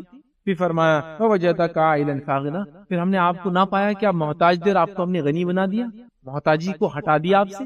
3 احسان بتائے. یتیم تھے تو آپ کو کھڑا کر دیا، مقام دے دیا. راہ راست پر نہ تھے تو آپ کو صحیح راستہ بتا دیا. مطلب سارے لوگ مشرکین، اللہ کے رسول نے کبھی گناہ نہیں کیا، کبھی شرک نہیں کیا، کبھی برائیاں جو مشرکین میں تھے نہیں کیا، اپنے دور جہالت میں. ٹھیک ہے، تو آپ کو راہ راست پر نہ رکھا. تیسرا احسان فرمایا کہ آپ کو ہم نے محتاج نہ پایا اور اس کے بعد آپ کی مدد نہ کی اس محتاجی کے اندر. تو اب آپ کیا کیجیے سنیے. پھر اللہ نے فرمایا فَأَمَّا الْيَتِيمَ فَلَا تَقْهَرْ، اب آپ بھی یتیموں کی مدد کیجیے. یتیم تھے، آپ کو کھڑا کیا، آپ یتیم کی مدد کیجیے. ٹھیک ہے، تو اللہ نے فرمایا پس یتیم کو تو بھی سختی نہ کر، تو بھی یتیم کے ساتھ نرم سلوک کر. پھر فرمایا فَلَا تَقْهَرْ وَأَمَّا السَّائِلَ فَلَا تَنْهَرْ، اور سوال کرنے والے کو ڈانٹ ڈپٹ مت کر، کیونکہ تو بھی ہے نبی سوال کیا ہم سے اور ہم نے تمہیں بھی عطا کیا. ٹھیک ہے. پھر فرمایا اور اپنے رب کی نعمتوں کو بیان کرتا. آپ کو ہم نے یہ حال میں پایا تو آپ بھی ان حالت والوں کی مدد کی ہے نا. تو اس لیے میں نے کہا مصیبت سے نکلنے کے بعد اس مصیبت میں مبتلا جس سے میں تھا ویسے لوگوں کی مدد کرنا چاہیے. لیکن آج بڑا عجیب معاملہ ہے. مصیبت سے نکلتے ہم لوگ کیا کرتے معلوم؟ اس مصیبت میں لوگوں کو، پڑے ہوئے لوگوں کیا بولتے ہیں، گناہ کیا ہوں گا اس لیے مصیبت میں. کیوں آپ نے بھی گناہ کی تو مصیبت میں؟ نہیں میرے پہ تو آزمائش آئی تھی، میرے پہ آزمائش آتی اللہ کے دین کی وجہ سے. اس پہ کیوں پھر آپ سمجھ رہے کہ عذاب آیا، اسی کیوں مدد نہیں کرتے ہو آپ؟ ہم بھول جاتے ہیں اس احسان و کمی مت بھولئے. اللہ کے رسول کو اللہ نے فرمایا یہ تمہاری حالت تھی، ہم نے یہ کیا، تم بھی یہ. ہم بھی جس مصیبت سے نکلے نا ویسے لوگوں کی مدد کریں. اسی طرح اللہ رب العزت نے قرآن میں ایک جگہ اور فرمایا اور کہا، سورہ قصص سورہ نمبر 28 آیت نمبر 77 میں وَأَحْسِنْ كَمَا أَحْسَنَ اللَّهُ إِلَيْكَ، کیا فرمایا؟ اور تو احسان کر جیسے اللہ تعالیٰ نے تجھ پہ احسان کیا. کس کو فرمایا تھا؟ موسیٰ علیہ السلام نے کہا تھا. کس کو؟ قارون کو. قارون اللہ نے تجھے پیسہ دیا ہے تو حسن احسان کر. بنی اسرائیل تیرے رشتہ دار اتنے غریب ہیں، جیسا اللہ نے تجھ پہ احسان کیا. تو کیا کہا تھا قارون نے؟ ارے موسیٰ کون سا احسان، یہ تو میرے محنت کی کمائی ہے، یہ میں نے اتنا کمایا. کیا کرتا تھا؟ فرعونیوں کی چاپلوسی کر کر کے مالدار بن بیٹھا تھا نا. یہ بنی اسرائیل کا بڑا مالدار انسان تھا. حالانکہ بنی اسرائیل غریبی میں تھی، پستی میں تھی، غلامی میں تھی، لیکن کیا ہوتا غلامی میں بھی تو ایک لیڈر ہوتا نا جو بیچ کھاتا پوری قوم کو، یہ وہ تھا. تو یہ مالدار تھا. لیکن اللہ نے کہا احسان کر بنی اسرائیل پہ. اللہ نے احسان کیا، زکات دے، صدقات دے. تو کہا کہ زکات صدقہ یہ تو میری محنت کی کمائی ہے. تو احسان کر جیسا اللہ نے احسان کیا. تو مصیبت کی مدد کر جیسے اللہ نے تیری مدد کی. ٹھیک ہے، اس بات کو یاد رکھیے. 8واں پوائنٹ یاد رکھیے، مصیبت سے جب نکل جائے، نجات مل جائے، تکلیف سے، دکھ سے، پریشانی سے ہم کو کیا کرنا ہے؟ مصیبت یا آفت سے نجات ملے لیکن اس کے تباہ کن اثرات باقی رہ جاتے ہیں، اس صورت میں حال میں اپنے آپ کو سٹیبل رکھیں. مصیبت چلی جاتی ہے لیکن اس کے تباہ کن اثرات باقی رہ جاتے ہیں، اس میں اپنے آپ کو سٹیبل رکھے. پہلا کام اللہ کا ذکر کرتے رہے، شکر کرتے رہے، تقوی اختیار کرے اور اللہ تعالیٰ کا شکر ادا کرے کہ اللہ نے ہم کو زندہ رکھا. مصیبت آئی تھی، ایکسیڈنٹ ہوا، آپ دیکھتے کئی لوگ مر جاتے ہیں لیکن آپ بچ گئے اگر شکر. زلزلے آئے، کئی لوگ مر جاتے ہیں، کئی لوگوں کے مال گھر برباد ہو جاتے ہیں. شکر کیجئے کہ آپ کا گھر بچا، گھر نہیں بچا تو زندگی جان بچی. جو کچھ ہے اس پہ شکر کیجئے، پہلا کام. سیکنڈ چیز جو کرنا یاد رکھیے، اسی کے اندر یاد رکھیے، وہ ہے ان لوگوں کو دیکھے جو آپ سے زیادہ متاثر ہوئے. تباکن اثرات اگر ہو رہے اور آپ ٹینشن لے رہے اس کا، تو ان لوگوں کو دیکھے جو آپ سے زیادہ متاثر ہوئے. میں زلزلے میں دب گیا، سروائیور ہوں، زلزلے کا ایک ہاتھ ٹوٹ گیا، لیکن اس کو دیکھے جس کے دونوں ہاتھ اور پیر چلے گئے. آپ کا الحمدللہ میں کم از کم ایک ہی ہاتھ گیا. آپ سے زیادہ متاثر لوگوں کو دیکھ کر اللہ کا شکر ادا کریں. اسی طرح نقصان پر صبر کرنا اور اللہ سے ثواب کی امید رکھیں کہ اللہ مال کا، جان کا نقصان، اور باڑھ آ گئی، گھر ڈوب گیا، زلزلہ آیا، گھر ٹوٹ گیا، بیماریاں گھر میں، لوگ چلے گئے نا. کورونا میں ایسے کتنے لوگوں کے ساتھ ہوا کہ گھر کے کئی افراد ایک ساتھ انتقال کر، مصیبت آئی، چلے گئی. صبر کرے اور اس کا ثواب طلب کرے اللہ سے. اسی طرح جو ہے نیک لوگوں کو یاد کرے جن کو اللہ نے کیسے کیسے آزمائے، انبیاء، صحابہ اور صلحاء، نیک لوگ جو گزرے، شہداء ہے نا، ان کی زندگیاں آتی ہیں. اسی طرح کم وسائل اور میں قناعت پسندی کرے. ہو سکتا ہے مصیبت کے جانے کے بعد آپ کے وسائل کم ہو جائیں، مال تھا چلا گیا، صحت تھی چلے گئی، باڑھ کی وجہ سے گھر بہہ کر چلے گا، زمین تو لیکن گھر چلا گیا، گھر تو بچ گیا لیکن کھیتی پوری بہہ کے چلے گی تو سال بھر کی فصل نہیں رہی. ہوتا ہے نا ایسا. ایکسیڈنٹ ہو گیا تو گاڑی بھی چلے گئی، جانے بھی چلے گی، لیکن اللہ نے آپ کو بچا لیا، لیکن مالی نقصان بھی ہو گیا. لوگ آئے چرا کے لے گئے، گاڑی میں پیسہ تھا، ہاتھوں میں زیور، سب ہوتا ہے. پھر بھی آپ اللہ کا شکر ادا کریں اور جو کچھ بچا اس کے اندر قناعت، مطمئن ہو جائے کہ اللہ نے جتنا رکھا اس میں رہوں گا. اسی طرح جاب یا کاروبار اگر ختم ہو جائے کسی چیز کی وجہ سے، آندھی طوفان، زلزلے، بارش، پینڈیمک ہوتا ہے نا، جاب چلے جاتی ہے. اسی طرح جو ہے کمائی ختم ہو جاتی ہے، تو اس معاملے میں یاد رکھیے روزی کے حرام ذریعوں کی طرف کبھی نہ جائیں. کورونا کے بعد خاص طور سے ہم دیکھ رہے ہیں لوگ روزی روٹی کے لیے پریشان ہیں. تقریباً 10 سے 15% لوگوں کی کارپوریٹ سیکٹر میں جاب جا چکی ہے. کئی لوگوں کی جاب تو باقی ہے لیکن ان کی جاب ایسی ہوتی تھی کہ تنخواہ تو 3,000 ہے، انسینٹیوز پہ زندگی گزرتی تھی، اتنا بیچو تو اتنا کھاؤ، اب بکتا ہی نہیں سامان، مارکیٹنگ نہیں، تو 3,000 سے کیا زندگی گزریں گی؟ حرام ذریعوں کی طرف کبھی جانا نہیں چاہیے، یاد رکھیے۔ اسی طرح ذہنی یا جسمانی اگر نقصان ہو جاؤ تو ڈپریشن کا شکار نہ ہو، بلکہ جو ڈپریشن کے شکار ہے ان کی کاؤنسلنگ کی جائے، ہمت سے کام لیں، توکل کرے اللہ پر، آگے بڑھے زندگی کو لے کر۔ ذاتی نقصان یا بیماری یا اپاہج پن یا نقصان پر صبر کرے۔ ذاتی نقصان مال کا، اپاہج پن زندہ تو رہ گئے لیکن کورونا کا افیکٹ ہوا کہ ایک لنگ چلتا نہیں ہے، ایک پھیپڑا کام کرنا بند کر دیا، ایکسیڈنٹ ہوا، ہاتھ پیر چلے گئے تو نقصان ہوا ذاتی۔ اپاہج پن آ گیا، لنگڑے لولے ہو گئے، زبان چلے گئی، آنکھ چلے گئی، ہوتا ہے نا ایکسیڈنٹ میں آنکھیں پھوٹ جاتی ہے۔ جو کچھ بچہ الحمدللہ اللہ کا شکر ہے اور آگے اپنی زندگی کو گزارتے رہے۔ 9واں پوائنٹ یاد رکھیے، مصیبت کے بعد ہم کیا کریں؟ مصیبت میں پھنسے لوگوں کی ہر ممکن مدد کرنا، سوشل ورک، رفاہی کام۔ مصیبت میں پھنسے مطلب میں تو نکل گیا، لیکن کبھی ایسا ہوتا ہے کہ سب باڑھ آئی، باڑھ میں ڈوب رہا تھا، میں نکل گیا، اب میں نکل گیا اور جا کے آرام سے شیلٹر ویلٹر میں بیٹھ رہتا پوری ٹائم، بیٹھے رہو 1 مہینہ، اپنے کچھ نہیں کرنا ہے، گئے صحت یاب ہوئے تھوڑا سا 1-2 دن بعد، چلو اب میں بھی نکلتا ہوں، لوگوں کی مدد۔ زلزلہ آیا تھا، میں بچ گیا تو میں بھاگوں گا نہیں اس شہر سے، اب میں لوگوں کو تلاش کروں گا جو ملبوں میں دبے ہوئے، یہ نہیں کہ پیسہ روپیہ بینک آتے جا کے ڈھونڈیں گے، اب وہاں چکے زلزلوں میں یہ ہوتا ہے، لوگ بینکوں میں لوٹ مار کرتے ہیں، لاشوں کے زیورات تک اتار لیتے ہیں، گھروں میں ڈھونڈتے ہیں مالدار لوگوں کے گھر جو گرے ہوئے ہوتے ہیں کہ وہاں پیسے رہتے ہیں، یہ سب نہیں کروں گا، میں لوگوں کی جانوں کی تلاش، ہو سکتا ہے بچے بچ گئے ہوں گے، بہت ساری بار ہوتا ہے بڑے بڑے گھر گر جاتے، چھوٹے بچے رہ جاتے کیونکہ وہ کالم کے نیچے آتے لیکن دب کے مرتے نہیں، چھوٹے رہتے، کم جگہ میں زندہ رہتے، کافی لمبے ہوتا ہے، 2-2 3-3 دن بعد بچے نکلے زلزلوں کے، تو میں اب رفائی کام شروع کروں اسی وقت، اور اگر میں اس میں مبتلا نہیں ہوں لیکن ہوا تھا مجھے پتا چلا تو بھی شروع کر دوں، اور ویسا نہیں ہے میں مبتلا بھی نہیں ہوتا لیکن مجھے خبر ملی تو بھی میں شروع کروں۔ ایک سروائیور جو اندر ابھی ہے وہ مدد کرے، ایک جو پہلے بچ چکا ہے وہ بھی مدد کی کوشش کرے، اور ایک جو مبتلا میں نہیں بھی ہوا پھر بھی مدد کی کوشش۔ میرے گھر سے کچھ فیٹ پہ ایک ایکسیڈنٹ ہوا، میں فوراً دوڑ کے جاؤں لوگوں کی مدد دے، تو یہ چیز یاد رکھیے وہ کرے۔ اور نبی اکرم صلی اللہ علیہ وسلم یاد رکھیے مصیبت میں پھنسے لوگوں کی مدد کرتے تھے۔ حلف الفضول کا وہ واقعات کیجیے جس میں کمیٹی بنی تھی جو مصیبت یا ظلم جس پہ ہوگا ان کی مدد کے لیے بنی تھی، لوگوں کو پانی پلاتی تھی اور کہیں اس کے کام تھی۔ اسی طرح آپ صلی اللہ علیہ وسلم فرمایا، سلسلۃ الاحادیث صحیحہ کی روایت آپ نے فرمایا، نعمان بن بشیر رضی اللہ عنہ کے راوی وہ کہتے ہیں اللہ کے رسول نے فرمایا صلی اللہ علیہ وسلم، تمام مسلمان ایک فرد کی طرح ہیں، اگر ایک شخص کی آنکھ بیمار ہوتی ہے تو اس کا جسم تکلیف محسوس کرتا ہے، اور اگر اسی طرح اس کو درد محسوس ہوتا ہے تو سارا جسم اس کے درد و تکلیف کو محسوس کرتا ہے۔ مسلمان ایک جسد، ایک جسم کی طرح، اور ہم کو حکم ہے کہ ہم ساری انسانیت کی مدد اور تعاون، تو ہم انسانیت میں مسلمانوں کی نہیں کہہ رہا ہوں، جو بھی اس مصیبت میں مبتلا ہے، مسلم ہو غیر مسلم، مرد ہو عورت ہو، بچہ ہو بڑا ہو بوڑھا ہو، سب کی مدد۔ آئیے اسی طرح 10 اور آخری پوائنٹ جو مصیبت کے بعد ہم کو کرنا ہے وہ کیا ہے؟ وہ یہ ہے آئندہ مصیبت نہ آئے اس کی احتیاطی تدابیر کرنا ہے، آئندہ فیوچر میں ایسی مصیبتیں نہ آئے اس کی احتیاطی تدابیر۔ اور نبی اکرم صلی اللہ علیہ وسلم نے کیا خوب فرمایا، آپ نے فرمایا، صحیح مسلم کی روایت ہے، ابو ہریرہ رضی اللہ عنہ حدیث کے راوی آپ نے فرمایا کہا، مومن کو ایک سوراخ سے 2 بار ڈنک نہیں لگتا، ٹھیک ہے، مومن کو ہوشیاری لازم ہے، اور وہ یہ ہے کہ جب کسی معاملے میں ایک بار خطا اٹھائے تو دوبارہ اس کو نہ کرے، اس کا معنی یہ ہے مومن کو ہوشیاری لازم ہے، جب ایک بار کسی چیز سے خطا ہو، غلطی ہونے سے نقصان اٹھائے، دوبارہ وہ کام نہ کرے، یہ اس کا معنی ہے کہ مومن ایک بل سے 2 بار ڈنک نہیں مارا جاتا۔ اس کا ہرگز یہ معنی نہیں فزیکلی کہ سانپ ایک بل میں تم ہاتھ ڈنک ڈالے، اب میں سانپ کی بل میں ہاتھ ڈالوں گا، غلطیاں تو وہی کرتے رہوں گا، میننگ ہے کہ ایک ہی جگہ پہ 2 بار مسٹیک نہیں کرتا، مومن دانا اور ہوشیار ہوتا ہے، عقل مند ہوتا ہے، سمجھا؟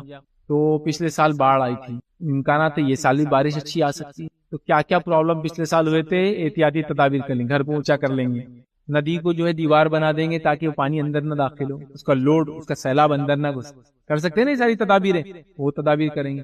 آندھی آئی تھی پچھلی بار تو کیا ہوا تھا، جو ڈھیلی ڈھالی چیزیں چھتوں پہ رکھی تھی اڑتی گئی اور لوگوں کو جانی مالی نقصان ہوا، چھت پہ سے سارے ڈھیلی ڈھالے سامان ہٹا دیں گے۔ پچھلی بار سردی کا موسم تیز تھا، سب بیمار ہوئے تھے اور نیمونیا ہو گیا تھا، بچوں کو پھلا ہوا تھا، یہ بار سردی سے پہلے سردی کے کپڑے وغیرہ یہ وہ، گھر کی کھڑکیوں کو بند کرنے کا نظم، ہوا کا مائع کی سسٹم، سمجھے نا، یہ سب کا لکڑی وغیرہ گھر میں ہوتی ہے، ہیٹر کی ضرورت پڑتی ہے، گیس کی ضرورت پڑتی ہے گرمی کے لیے، اس کا انتظام ہے نا۔ زلزلہ آیا تھا پچھلی بار تو کیا نتیجہ ہوتا زلزلے کے اندر کہ ہم نے گھر کی وہ ٹیکنالوجی کے مطابق گھر نہیں بنایا تھا جس کی وجہ سے گھر جلدی گرتے ہیں، تو ہم کوشش کریں اب نیا گھر بنائے، تو ٹھیک ہے مہنگا ہوگا لیکن چھوٹا ہی صحیح، لیکن وہ بنائے جو ارتھکوئک ریزسٹنس، کچھ نہ کوئی ریزسٹنس سے مراد یہ نہیں کہ گرتا نہیں، مراد یہ ہوتا ہے کہ اتنے دیر بعد گرتا ہے کہ انسان کو نکلنے کا تھوڑا سا وقفہ مل جاتا ہے، اس کو بولتے ہیں ارتھکوئک ریزسٹنس گھر، مطلب اسے بچتا نہیں ہے، گرتا تو وہ بھی گھر زلزلے میں، لیکن اتنا موقع دیتا ہے کہ آپ تھوڑا سا 30-40 سیکنڈ بھاگ کے نکل جائے باہر، تو میں اس کی احتیاط کروں، آپ سمجھے نا، یہ احتیاطی تدابیریں بڑی کارگر ہوتی۔ میں ایک واقعہ جانتا ہوں، ہمارے پاس اڑیسہ کے اندر ایک طوفان آیا تھا آج سے کچھ سال پہلے،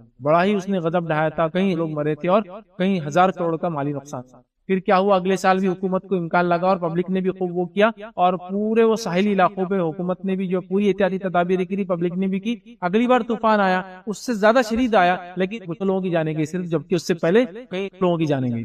احتیاطی تدابیر کرنے کا فائدہ ہوا، سمجھ رہے؟ ایکسیڈنٹ ہوا تھا ایک بار میرا، تو کیا غلطی ہوئی تھی، بریک صحیح نہیں تھے، ٹائر صحیح نہیں تھا، گاڑی مینٹین نہیں تھی، تیز چلایا، غلطی ہوئی، ایکسیڈنٹ۔ اب میں گاڑی کو مینٹین رکھوں گا، اس کی ریپیئرمنٹ کرتے رہوں گا، اس کو اس کے لمٹ میں چلاؤں گا، اس کی عمر کے حساب سے چلاؤں گا، اس کی مینٹیننس کے حساب سے چلاؤں گا، غلطی نہیں کروں گا۔ بیمار ہوا تھا، کس وجہ سے ہوا تھا، فلاں فلاں احتیاط نہیں کی تھی، اب میں احتیاط کروں گا۔ میں یہ نہیں کہہ رہا ایسا کرنے سے بیماری نہیں آئیں گی، مصیبت نہیں آئیں گی، پریشانی نہیں آئیں گی، جو نقصان اللہ کی طرف سے طے ہے وہ تو ہو کے رہیں گا۔ احتیاط کرنا بندے کا کام ہے نا، احتیاط کرنا بندے کا، سمجھ رہے ہیں؟ تو ہم اپنی احتیاطی کام کریں گے، ٹھیک ہے؟ تو مصیبت کا تعلق اگر صحت سے تھا تو احتیاط کریں، مال سے تھا تو حفاظت کریں، عزت سے تھا تو اگلی بار وہ غلطی نہ کریں۔ ایکسیڈنٹ ہو سکتا ہے، زلزلے ہو سکتے ہیں، آتش فشاں پھٹ سکتے ہیں، والکینک کچھ بھی ہو سکتا ہے۔ اگلی بار کی احتیاط تدابیر یہ کہ آتش فشاں پھٹا تھا یہاں 10 سال پہلے پھٹا تھا، ابھی پھٹ سکتا ہے، گھر تھوڑا دور بنائیں گے، ندی کے نزدیک گھر کا پلاٹ خریدیں گے نہیں بھائی، اس لیے کہ ڈوب جاتے ہیں نا، اور کبھی کبھی دوسروں کے تجربے سیکھیں گے۔ ہوتا ہے لوگ پلاٹنگ کر دیتے ندیوں کے اندر بھی، باڑ آتی ہے تو جب بہت مشکل ہوتی ہے۔ حیدرآباد کی مثال لے لیجیے، ابھی جو حال ہوا تلنگانہ میں جو بارش ہوئی، ندی کے اندر پلاٹنگ کر دی، محلے بسا دی، مطلب ندی محلے میں نہیں آئی، محلے ندیوں میں بسے ہوئے تھے۔ نتیجہ یہ ہوا کہ کئی سالوں بعد اتنی بارش ہوئی، پانی کو نکلنے کے نیچرل، دیکھیے میں میرا تجربے سے بتاتا ہوں آپ کو، پانی جہاں سے بہتا ہے وہ وہیں سے بہیں گا، چاہے آپ کتنے بڑے شہر بنا دے، وہ بہتا ہے وہاں سے۔ وہ سمجھو 50 سال بارش تیز نہیں ہوئی، 50ویں سال جب ہوں گی نا پورے شہر کو بہا کے لے جائیں گے، چونکہ وہاں سے ایک پرٹیکولرلی ندی بہتی تھی، تو آج بھی وہاں سے بہیں گی اور نقصان ہوگا۔ اس کی جیتی جاگتی مثالیں اب کئی جگہ دیکھ سکتے ہیں کہ میں 50 سال ہو گئے، ندی سوکھ گئی، لوگوں نے پلاٹنگ کر لی، گھر بنا لیے، ایک بار بارش ہوئی برابر پانی وہاں سے بہا، لوگوں کے گھر بہ کے گئے، کیوں؟ ندی۔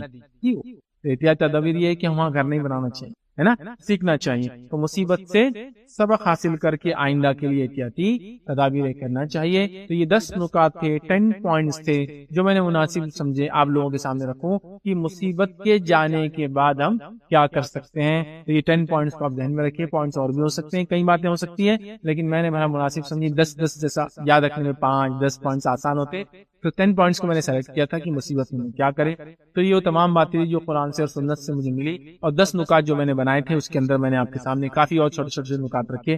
ان باتوں کو اگر ہم ذہن میں رکھیں انشاءاللہ عزیز، تو مصیبت آنے کے بعد ہماری زندگی جو ہے تبدیل ہو جائیں گی۔ دور حاضر میں کرنے والے اعمال، ویسے 2 چیزیں ہیں یا 2 باتیں ہیں یا 2 قسم کی چیزیں جن میں آج کے حالات کے اعتبار سے چیزوں کو بانٹتا ہوں۔ پہلا ہے کہ دور حاضر میں کرنے والے اعمال، اور دوسرا ایک درس ہوتا ہے دور حاضر میں کرنے والے کام۔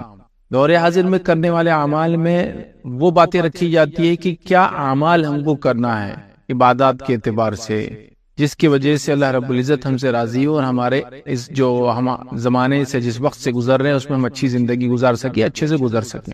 اور ایک ہوتا ہے دور حاضر میں کرنے والے کام، مطلب وہ کیا کام ہے بحیثیت امت مجھے اور آپ کو کرنا ہے، وہ اس میں رکھے جاتے ہیں۔ تو آج کا جو لیکچر ہے ہمارا بہرحال وہ ہے کہ دور حاضر میں کرنے والے اعمال، مطلب وہ کیا اعمال ہے جو مجھے اور آپ کو کرنا ہے تاکہ جس دور سے ہم گزر رہے ہیں اس دور سے سکون اور اطمینان کے ساتھ گزر جائے، ایک اچھی دنیا کی زندگی ہم کو ملے اور ایک بہترین آخرت کی زندگی ہمیں عطا ہو یاد رکھیں۔ تو لہٰذا آئیے چلیے اپنی بات کی طرف بڑھتا ہوں، اور آج کیا اعمال ہمیں کرنا ہے، کون سی چیزیں ہم کریں گے دور حاضر جس سے ہم گزر رہے ہیں، جو آپ سب جانتے ہیں کتنے فتنے، فساد اور کس قسم کا دور ہے۔ بہرحال میں سمجھتا ہوں بہت زیادہ اس کے لیے آپ کو دانشور، علامہ اور سمجھدار ہونے کی ضرورت نہیں، مطلب جس دور سے میں اور آپ گزر رہے ہیں یاد رکھیے یہ بڑا ہی فتنوں کا دور ہے، یاد رکھیے۔ اور اس فتنوں کے دور میں ہم دیکھ رہے ہیں مختلف قسم کے فتنے بس دن اور رات آ رہے ہیں، ایسا لگتا ہے کہ جیسے بارش کے خطرے برستے ہیں تو ویسے فتنے ہم پر آ رہے ہیں، مطلب جس طرح سے بارش ہوتی ہے اور ایک کے بعد ایک خطرے اس کے مسلسل برستے رہتے ہیں، تو اس طرح سے ہم دیکھ رہے ہیں فتنے، فساد، برائیاں، حالات جو ہے مختلف قسم کے، مطلب مختلف قسم سے یا تو لوگ آزمائے جا رہے ہیں یا تو پھر جو ہے ان پر عذابات ہم دیکھ رہے ہیں، یاد رکھیے۔ چونکہ اللہ رب العزت ظاہر سی بات ہے 2 ہی چیزیں ہوتی ہے، یا تو خوش ہوتا ہے قوموں سے اور جن سے وہ راضی ہوتا ہے اور خوش ہوتا ہے تو ان کو آزمائش میں ڈالتا ہے، اور یا تو پھر اللہ سزا دیتا ہے ان لوگوں کو جن سے وہ ناراض رہتا ہے اور جن پر جس پر اس کا غصہ اور غضب ہوتا ہے، یاد رکھیں۔ تو لہٰذا ہم جس دور سے گزر رہے ہیں بڑا فتنوں کا دور ہے، یاد رکھیں۔ تو اس دور کے اندر وہ کیا اعمال ہے جو مجھے اور آپ کو کرنا ہے تاکہ یہ زندگی اچھے سے گزر جائے اور مرنے کے بعد کی جو زندگی ہماری آخرت کی زندگی جو اچھی گزرے۔ تو آئیے 10 پوائنٹس کی شکل میں آج آپ کے سامنے آج جس دور سے ہم گزر رہے ہیں تو اس دور میں کرنے والے کیا اعمال ہوں گے جو مجھے اور آپ کو کرنا ہے۔ یاد رکھیے سب سے پہلی چیز یاد رکھیے ہم جس دور سے گزر رہے ہیں یہ فتنوں کا دور ہے، تو ہمیں اللہ رب العزت ہمیشہ فتنے مطلب فتنوں کا مطلب یہ ہے کہ ہماری آزمائش کا دور ایک طرح سے، تو ہمیں اللہ رب العزت سے ہمیشہ دعا کرتے رہنا چاہیے کہ اللہ رب العزت ہمیں آزمائش سے بچائے۔ تو آج کا پہلا ہمارا پوائنٹ ہوگا، یاد رکھیے کہ فتنوں سے بچنے کے لیے اللہ کی پناہ طلب کرنا، فتنوں سے بچنے کے لیے اللہ کی پناہ طلب کرنا، چونکہ جو دور سے میں اور آپ گزر رہے ہیں یہ بڑا پرفتن دور ہے، بڑا آزمائشوں کا دور ہے، یا تو پھر ہم نے اپنے اعمال کو اتنے برے کر دیے، بدعملیوں کے نتیجے میں عذاب آ رہا ہے ہم پر۔ اگر ہماری آزمائش ہے تو ہم کو صبر کرنا ہے، اور اگر ہم پر عذاب ہے تو اپنے اعمال کو تبدیل کرنے کی ہمیں کوشش کرنا ہے۔ ہم دیکھ رہے ہیں لوگ پیٹے جا رہے ہیں، مارے جا رہے ہیں، لیکن وہ سمجھ نہیں پا رہے ہیں کہ یہ آزمائش اللہ کا عذاب ہے۔ عمومی طور سے اللہ کی آزمائش ان لوگوں کو ہی آتی ہے، اللہ کی آزمائش ان لوگوں کو آتی ہے، یاد رکھیے، جو اللہ کے مقرب بندے ہوتے ہیں، اور اللہ ان کو عذاب دیتا ہے، یاد رکھیے، جو لوگ اس کو ناراض کرتے ہیں۔ ظاہر سی بات ہے ہمیں ہمیشہ اللہ سے فتنوں سے جو ہے پناہ طلب کرنا چاہیے، یہ ہمارا پہلا نقطہ ہے۔ نبی اکرم صلی اللہ علیہ وسلم کے تعلق سے آتا ہے، جو ہے زید بن ثابت رضی اللہ عنہ فرماتے کہ اللہ کے رسول صلی اللہ علیہ وسلم نے ایک بار یہ ارشاد فرمائی، مسلم کی روایت ہے، آپ نے فرمایا اور کہا کہ اعوذ باللہ من الفتن ما ظہر منها وما بطن۔ آپ صلی اللہ علیہ وسلم نے صحابہ سے آ کر کہا کہ اے لوگو، تم اللہ سے پناہ مانگو، کن چیزوں سے؟ من الفتن، فتنوں سے، یاد رکھیے، ما ظہر، جو ظاہر ہے، منہا، وما بطن، اور جو چھپے ہوئے ہیں۔ تو نبی اکرم صلی اللہ علیہ وسلم نے صحابہ سے کہا کہ اے لوگو، فتنوں سے پناہ مانگو اللہ سے، جو ظاہر ہے اور جو چھپے ہوئے ہیں۔ چنانچہ جیسی نبی اکرم صلی اللہ علیہ وسلم کا یہ حکم صحابہ نے سنا، صحابہ نے یہ کہا جو حدیث میں آتا ہے، نعوذ باللہ من الفتن ما ظہر منہا وما بطن، ہم سب پناہ مانگتے اللہ کی ان فتنوں سے جو ظاہر ہے اور جو باطن ہے۔ تو گویا اللہ کے رسول صلی اللہ علیہ وسلم نے فتنوں سے بچنے کے لیے صحابہ کو تلقین کی، اور صحابہ نے فوراً یہ دعا دہرا لی اور کہا کہ اللہ، ہم پناہ میں آتے ہیں تیری جو ظاہر فتنے ہیں اور جو باطن فتنے، یاد رکھیں۔ تو لہٰذا ہم بہت پرفتن دور سے گزر رہے ہیں، اس فتنے کے دور میں یاد رکھیے ہم تمام کو خوب کثرت سے اللہ سے دعا کرتے رہنا چاہیے کہ اللہ ان فتنوں سے ہمیں نجات دے، ان فتنوں میں ہمیں ثابت قدم رکھ، ان آزمائشوں کے ہمارا جو مرحلہ ہے اس میں اچھے سے گزار دے، ہم کو اس چیز کی توفیق دے کہ چونکہ آزمائش بھی تیری طرف سے آتی ہے، اور آزمائش کو برداشت کرنے کی اور صبر کرنے کی توفیق بھی تیری طرف سے آتی ہے۔ تو لہٰذا ہمیں توفیق دے، جو آزمائش تو نے دیا، اس آزمائش میں ہم کھرے اترے، صحیح سے اس آزمائش سے گزرے، اور یہ زندگی ہماری خیر سے گزر جائے، اور آخرت میں ہمارا جو ہے بیڑا پار لگ جائے۔ تو بہرحال ہمیں سب سے پہلا کام کرنا ہے، فتنوں سے پناہ مانگنا ہے۔ یہ پہلا کام ہے دور حاضر میں کرنے والے جو اعمال ہے، جو فتنوں سے ہم گزر رہے ہیں، جو فساد سے گزر رہے ہیں۔ آئیے دوسرا کام کیا کرنا ہے ہم کو دور حاضر کے اندر، یاد رکھیے وہ یہ ہے، یاد رکھیے جو عمل کرنا ہے، جو اعمال کرنا ہے، یاد رکھیے وہ یہ ہے، یاد رکھیے کہ ہمیں توحید پر قائم رہنا ہے۔ حالانکہ یہ تو اول پوائنٹ ہونا چاہیے، لیکن ظاہر سی بات ہے اول میں نے اس لیے رکھا کہ فتنوں سے، چونکہ فتنوں کے تعلق سے، مصیبتوں کے تعلق سے ہم دیکھ رہے ہیں تو پہلا ہو رکھا، لیکن توحید، عقیدہ توحید پر ہونا ضروری ہے، اس لیے کہ اگر کوئی شخص عقیدہ توحید پر نہ ہو تو وہ آزمائش بھی اس کے لیے کچھ کام نہیں آنے والی، مطلب اس کو کوئی بینیفٹ نہیں ہونے والا آزمائشوں کا، بلکہ اس کے لیے ہو سکتا ہے سزا ہو۔ یاد رکھیں تو توحید سب سے امپورٹنٹ چیز ہے، یاد رکھیں دنیا کے اندر اگر کسی کو کوئی نعمت اللہ رب العزت نے عطا کی ہے، اور جس نعمت کا انسان دن اور رات بھی شکر کرے تو کم ہے، وہ یہ ہے کہ اللہ رب العزت کسی بندے کو اس چیز کی ہدایت، مطلب جو نان مسلم ہے اس کو ہدایت دے دے، اور کسی مسلمان کو توفیق دے دے کہ وہ توحید پر قائم رہے۔ اس سے بڑی کوئی دوسری نعمت نہیں، یاد رکھیے اگر انسان کو اللہ رب العزت ہاتھ پیر بھی نہ دے تو بھی چل جائے گا، لیکن توحید کی نعمت دے، اس لیے کہ یہ چلی جائے تو پھر دنیا تو برباد ہوتی ہے، آخرت بھی ہو جاتی ہے۔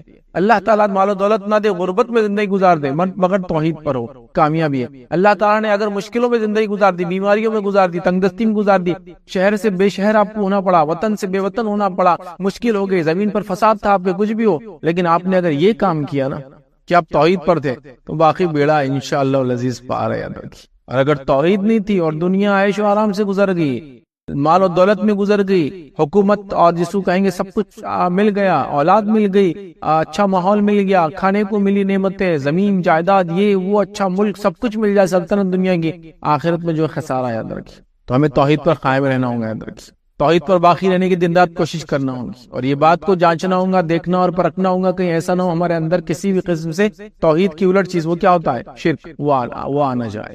اس لیے اگر وہ آ جائے تو وہ ایک ایسا کیڑا، یاد رکھے، جو کسی بھی اچھے جھاڑ کو ایسا کیڑے خراب کر دیتے ہیں، جو جھاڑوں کو جڑوں میں لگ جاتے ہیں۔ تبھی تو یہ توحید میں اگر خلل ہو جائے، مطلب شرک آ جائے، تو یہ ایک ایسا کیڑا ہے جو جھاڑ کی جڑ میں لگا ہوا ہے، اوپر بھی نہیں دکھتا بھی نہیں۔ بہت اہم بات ہے، یاد رکھیں۔ تو دوسرا کام ہم کو کرنا ہے، توحید پر قائم رہنا ہے، چاہے حالات کسی بھی قسم کے ہو، چاہے کسی بھی حالات سے میں اور آپ گزر رہے ہوں۔ یہ بات کا تہیہ ہوں گا کہ توحید ہمارے ہاتھ سے کبھی نہ جائے. رکھے چونکہ عقیدہ توحید پر ثابت قدمی یہ سب سے بڑی اللہ رب العزت کی نعمت اور دولت ہے. اس لیے کہ اللہ رب العزت نے قرآن میں دیکھی کیا فرمایا، ما اصاب من مصیبت الا باذن اللہ ومن یؤمن باللہ یہدی قلبہ واللہ بکل شیء علیم. اللہ فرماتا کہتا ہے جو مصیبت بھی آتی ہے وہ اللہ کے اذن حکم سے آتی ہے، اور جو اللہ پر ایمان لائے تو اللہ اس کے دل کو ہدایت بخشتا ہے، اور اللہ ہر چیز کو جاننے والا ہے.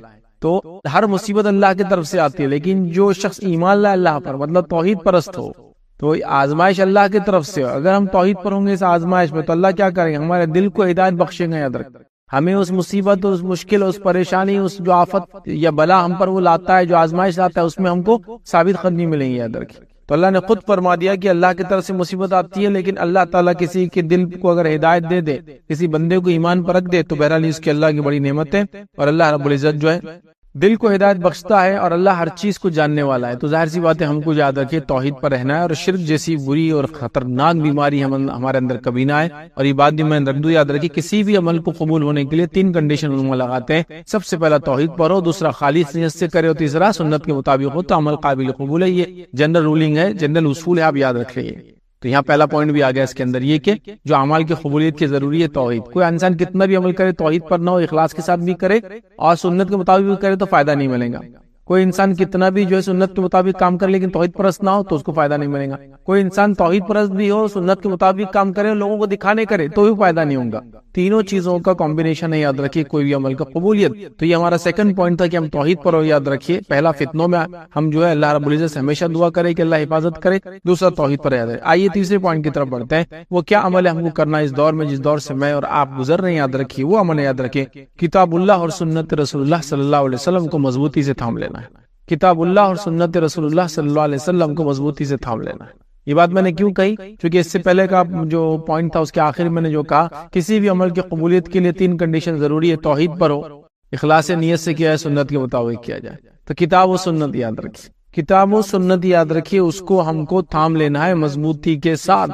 اگر کتاب و سنت کو ہم نے مضبوطی سے نہیں تھاما، یاد رکھیے، تو اللہ رب العزت ہمیں ہدایت اور رہنمائی نہیں دے سکتا، کیونکہ ہدایت اللہ کی کتاب میں ہے. قرآن میں اللہ نے کیا فرمایا سنیے، قرآن کا حکم اللہ فرماتا ہے اور کہتا ہے قد جاءکم من اللہ نور و کتاب مبین. اللہ فرماتا ہے کہ اللہ کی طرف سے تمہارے پاس جو ہے نور اور کتاب مبین، کھلی کتاب آ گئی. مطلب قرآن نور ہے، ہدایت ہے، اور کھلی کتاب آ گئی. تمہارے پاس اللہ کی طرف سے نور اور ایسی واضح کتاب آ چکی ہے جس کے ذریعے اللہ تعالیٰ ان لوگوں کو سلامتی کی راہوں کی طرف ہدایت دیتا ہے جو اس کی رضا کی اتباع کرتے ہیں، اور اپنے حکم سے اندھیروں سے نکال کر روشنی کی طرف لے جاتا ہے، اور صراط مستقیم کی طرف ان کی رہنمائی کرتا ہے. تو یہاں اللہ رب العزت نے واضح کر دیا کہ ہمارے پاس قرآن کی شکل میں نور آ گیا اور کھلی کتاب آ گئی. اللہ اس کے ذریعے جو اس کے راستے میں چلتا ہے ان کو ہدایت دیتا ہے. تو گویا قرآن وہ کتاب ہے، یاد رکھیے ہمارے لیے کتاب ہدایت ہے. اگر اس کو ہم چھوڑ دیں گے تو یاد رکھیے دنیا میں کوئی کامیابی کا راستہ نہیں ہے. اکثر لوگ ہم دیکھتے ہیں اس کتاب کو چھوڑنے کے نتیجے میں دنیا میں ذلیل اور گمراہ ہوتے ہیں، اور آخرت میں یاد رکھیے بہت ہی سخت انجام ہوں گا. یاد رکھیے تو لہٰذا ہمیں چاہیے کہ قرآن کو ہم تھام لیں، قرآن کو اپنی زندگیوں کے اندر لے آئے، اور قرآن کے مطابق مکمل طور سے میری اور آپ کی لائف گزرے. یہ سب سے امپورٹنٹ ہے، یاد رکھیے. چلیے آگے بڑھتے ہیں، 4تھ پوائنٹ کی طرف بڑھتے ہیں، جو آج کی جدید دور میں جو فتنوں کا دور ہے، جو جس طرح کے حالات سے گزر رہے، کیا عمل ہم کریں. 4تھ کام کو کرنا ہے، دینی علم کو خوب حاصل کرنا ہے. توحید کا علم ہم نے دیکھ لیا ضروری ہے، توحید پر رہنا، اور اس کا علم ہوگا تو رہیں گے ہم. اس کے بعد کتاب و سنت کے مطابق عمل ہم نے دیکھ لیا. رکھیے اب ہم جو پوائنٹ دیکھ رہے ہیں وہ دینی علم کو حاصل کریں، مطلب من جملہ اسلام کا نالج گین کرے. یاد رکھیے یہ بے حد ضروری ہے، اس لیے کہ علم جو ہے نور ہے. یاد رکھیے دیکھیے میں آپ کو مثال دیتا ہوں. علم کی مثال کیا ہے، اگر ایک جگہ اندھیرا اور آپ لکڑی لے لے رہے اس سے اندھیرے میں چلائے تو کیا اندھیرے کو مار لائیے گا اس سے؟ نہیں. لیکن اگر اسی اندھیرے میں آپ چھوٹا سا بلب جلا دے تو وہ روشنی اندھیرے کو ختم کرنا شروع کر دیتے. تو علم یہی ہے، علم نور ہے. مطلب دنیا میں اندھیرا ہے، اگر اللہ رب العزت اپنی شریعت کو نازل نہ کرتا تو انسان تو کبھی ہدایت تک نہیں پہنچ سکتا ہے نا. تو ظاہر سی بات ہے علم نور ہے. دین اور شریعت کا علم میں یہاں خاص طور سے کہہ رہا ہوں، اور اس کے علاوہ دنیاوی علم بھی اس میں شامل ہے. لیکن سب سے اول دین اور شریعت کا خوب علم حاصل کرے، یہ بے حد ضروری. یاد رکھیے وقت کی ضرورت ہے. یاد رکھیے آج لوگوں کو بیسیکلی طہارت کے ایشوز نہیں معلوم ہے. اس کے مسائل نہیں معلوم ہے نا. طہارت بنیادی چیز ہے، اس لیے کہ اس کے بغیر نماز روزہ مطلب جس کو کہیں گے نماز نہیں ہوتی، یاد رکھیے ہے نا. ہم جانتے ہیں اس تمام چیزوں کو، حج وغیرہ اس پر ڈیپینڈ ہے. طہارت وغیرہ کے مسائل یاد رکھیے، قرآن کی تلاوت اس سے جڑی یاد رکھیے، بہت سارے احکام. ایسے تو اسلام چاہتا ہے ذہنی طہارت ہو، مطلب ذہن پاک ہو، خیالات پاک ہو، جسم پاک ہو، کپڑے لباس پاک ہو، اطراف کا ماحول پاک ہو، محلے پاک ہو مسلمانوں کے، ہے نا. تو بہرحال ہمیں جو ہے دینی علم حاصل کرنا ہے. ہم دیکھیے بنیادی طور سے دینی علم اتنا ہم میں کمزور ہے کہ اگر نماز میں اگر وہ رکعتیں زیادہ ہو جائے، کم ہو جائے، کوئی رکن چھوٹ جائے نماز کا، تو کیا کرنا ہے ہم کو پتا نہیں. بس لوگ جو بول رہے ہیں ہم وہ کر لے رہے ہیں، لیکن ہم کو نہیں پتا کہ سسٹمیٹیکلی مجھے اور آپ کو کیا کرنا چاہیے جب اس طرح کا کوئی واقعہ ہو جائے تو ہمارے ساتھ. تو بہرحال یہ بڑی سوچ کی چیزیں یاد رکھیے، اس معاملے میں بہت گہرائی سے ہم کو سوچنا ہے، یاد رکھیے، اور ہمیں جو ہے اس چیز پر عمل کرنا ہے، دینی علموں کو حاصل کرنا ہے، یاد رکھیے. اس لیے کہ یاد رکھیے اللہ رب العزت نے یہ حکم سورہ توبہ میں دیا، صحابہ کے تعلق سے آتا ہے. سورہ توبہ سورہ نمبر 9 آیت نمبر 122 میں اللہ نے دیکھی کیا فرمایا، کہا اللہ نے فرمایا پھر ایسا کیوں نہ ہوا کہ ہر فرقے میں سے کچھ لوگ دین میں سمجھ پیدا کرنے کے لیے نکلتے تاکہ جب وہ ان کی طرف واپس لوٹتے تو اپنے گھروں کو برے انجام سے ڈراتے، اس طرح شاید وہ برے کاموں سے بچتے رہتے. مطلب ایسا کیوں نہیں ہوا کہ صحابہ جہاں جن علاقوں سے تھے وہ کیوں نہیں آئے اور دین کا علم کیوں نہیں حاصل کیا، تاکہ وہ علم حاصل کرتے دین کا اور پھر جا کر اپنے گھر والوں کو سکھاتے.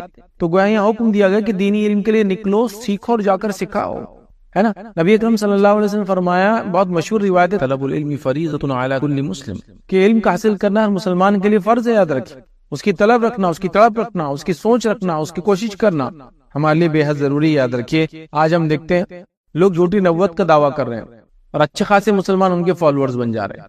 لوگ جو ہے انکار حدیث کر رہے ہیں، مطلب ایک فتنہ ہی بہت بڑا کہ نبی اکرم صلی اللہ علیہ وسلم کی سنت کا انکار کر رہے ہیں اور لوگ اس کو مان لے رہے ہیں. یہ کہہ رہے ہیں کہ قرآن تو بڑا ہے تو ہم قرآن کو کیسے حدیث سمجھیں گے، لہٰذا ہم صرف قرآن کو مانیں گے. اور لوگ بڑے ہاں ٹھیک ہے بس صحیح بات ہے، اور لوگ دیکھ رہے، آپ دیکھ رہے پھر انکار حدیث کر رہے ہیں، مطلب حدیث کو چھوڑنے کے فتنے میں پڑ چکے ہیں، صرف قرآن کو ہمارے لیے کافی کہہ رہے ہیں. حالانکہ نبی اکرم صلی اللہ علیہ وسلم نے اس بات کی وضاحت کر دی تھی حدیث میں کہ ایک زمانہ آئے گا تم میں سے کچھ لوگ تکیوں سے ٹیک لگا کر بیٹھیں گے اور کہیں گے جو اللہ کی کتاب میں حرام ہے وہ حرام ہے اور جو اللہ کی کتاب میں حلال ہے وہ حلال ہے. ٹھیک ہے، تو آپ صلی اللہ علیہ وسلم یاد رکھو جن چیزوں کو میں بھی حلال قرار دوں حرام قرار دوں، یہ ویسے ہی جیسے اللہ کی کتاب میں حلال و حرام قرار دیا ہے. لیکن آج ہم دیکھ رہے لوگ فتنے میں پڑ رہے، کیوں؟ علم کی کمی کی وجہ سے. طہارت کے مسائل نہیں معلوم، روزے اور نماز کے مسائل نہیں معلوم. جو لوگ ریگولر نماز پڑھ رہے ہیں ان کو یہ نہیں پتا کہ نماز میں سجدے سہو اور وغیرہ وغیرہ وغیرہ کے مسائل کیا ہے. یہ بہت ہائی ٹائم ہے اندر کی. ہم یہ سب گمراہیوں سے، اندھیروں سے، فتنوں سے، فساد سے اگر نکلنا چاہتے ہیں تو دین کا علم حاصل کرے اور اس کو عام کر دے ہر طرف. لوگ اپنے دین کو سمجھتے ہو، اس کے مسائل، اس کی باریکیوں کو جانتے ہو، اور وہ باتیں جو ایک فرد کے لیے جاننا بے حد ضروری ہے. موٹی موٹی جو باتیں اس کو کہیں گے، جیسے ہم فرائض کو ادا کرنا، تو فرائض کو ادا کرنا سب کے لیے ضروری ہے، تو اس کے بارے میں اس کے مسائل جاننا سب کے لیے ضروری ہے. کب ہوتے ہیں، کب نہیں ہوتے، کیسے ہوتے، کن حالت میں چھوڑ سکتے، کن حالت میں کر سکتے، اگر کر رہے ہیں تو کب توڑ سکتے، اگر توڑے تو کفارہ کیا ہوگا، فدیہ کیا ہوگا، اس کی قضا کیا ہوں گی، سب معلوم ہونا چاہیے. لیکن آج ہم دیکھیے کچھ بھی نہیں پتا ہے لوگوں کو. تو میں نے یہاں تک دیکھا کہ حج کو جاتے ہیں اور اچھی خاصی تبلیغ رقم بھر کے حج کو جاتے ہیں اور انہیں حج کے مسائل کے بارے میں 100 روپے کی کتاب خرید کے کبھی پڑھی نہیں. اگر کوئی کہے کہ بھائی حج کے مسائل پہ کوئی کتاب خرید لو تو ان کو جان پہ آتا رہے اتنا پیسہ کہاں خرچ کریں گے. 2-2 4-4 لاکھ حج کے لیے کرتے ہیں لیکن 200 کتاب لے کر مسائل کو جاننے کی کوشش نہیں کرتے. بے حد ضروری ہائی ٹائم ہے دینی علم کو ہم خود عام کرے اور اس کو حاصل کرے. آئیے 5واں کام جو ہم کو کرنا ہے اس دور میں، یاد رکھیے وہ یہ مسلمانوں کی جماعت میں شامل رہنا اور تفرقے سے اجتناب کرنا، مطلب اختلاف سے بچنا ہے. مسلمانوں کی جماعت سے میں شامل رہنا ہے اور تفرقے بازی سے، جس کو ہم کہیں گے لڑائی جھگڑے سے، آپس میں اختلاف پیدا کرنے سے بچنا ہے. اس لیے کہ یاد رکھیے توحید کے بعد جو سب سے عظیم نعمت ہے جو اللہ ایک بندے پہ کرتا ہے وہ اتحاد ہے. آئیے اس کی دلیل میں آپ کے سامنے رکھتا ہوں کہ توحید کے بعد سب سے اہم نعمت اللہ تعالیٰ کی اتحاد ہے.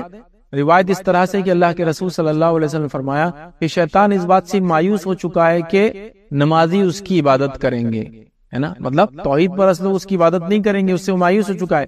لیکن وہ اس بات سے مایوس نہیں کہ ان میں جھگڑا لگائیں گا. تو پتہ ہی چلا کہ شیطان توحید پرست لوگوں کو اپنی عبادت تو نہیں کروا سکتا، لیکن جب عبادت نہیں کروا سکتا تو دوسرا کام کیا کریں گا، وہ اختلاف ڈالیں گا. تو اس لیے میں نے کہا توحید کے بعد سب سے امپورٹنٹ چیز کیا ہے، اتحاد ہے. اور شیطان کیا کر رہا ہے، توحید میں اگر خلل نہیں ڈال سکتا تو سیکنڈ پارٹ میں جا رہا ہے، اور سیکنڈ سٹیپ کیا ہے اس کی، اختلاف ڈالنا. اس لیے میں نے کہا کہ توحید کے بعد سب سے امپورٹنٹ چیز اتحاد ہے. تو ہم امت کو اختلاف میں نہیں ڈالیں گے، خود اختلاف میں نہیں پڑیں گے، اختلاف کی وجہ نہیں بنیں گے. لیکن یہاں ایک بات کلیئر کر دو، وہ یہ ہے کوئی آدمی اگر صحیح بات بتائے جس سے لوگوں میں اختلاف ہو تو وہ ایک الگ مسئلہ ہے. ہم صحیح بات کہنے سے تو روک نہیں سکتے نا. جیسا کوئی کہے کہ بات توحید کی بات مت کیجیے، اب اس سے اختلاف ہو رہا ہے، نہیں یہ تو ہوگا. کوئی کہے کہ اتباع سنت کی بات مت کہیے، اس سے اختلاف ہو رہا، نہیں ایسا.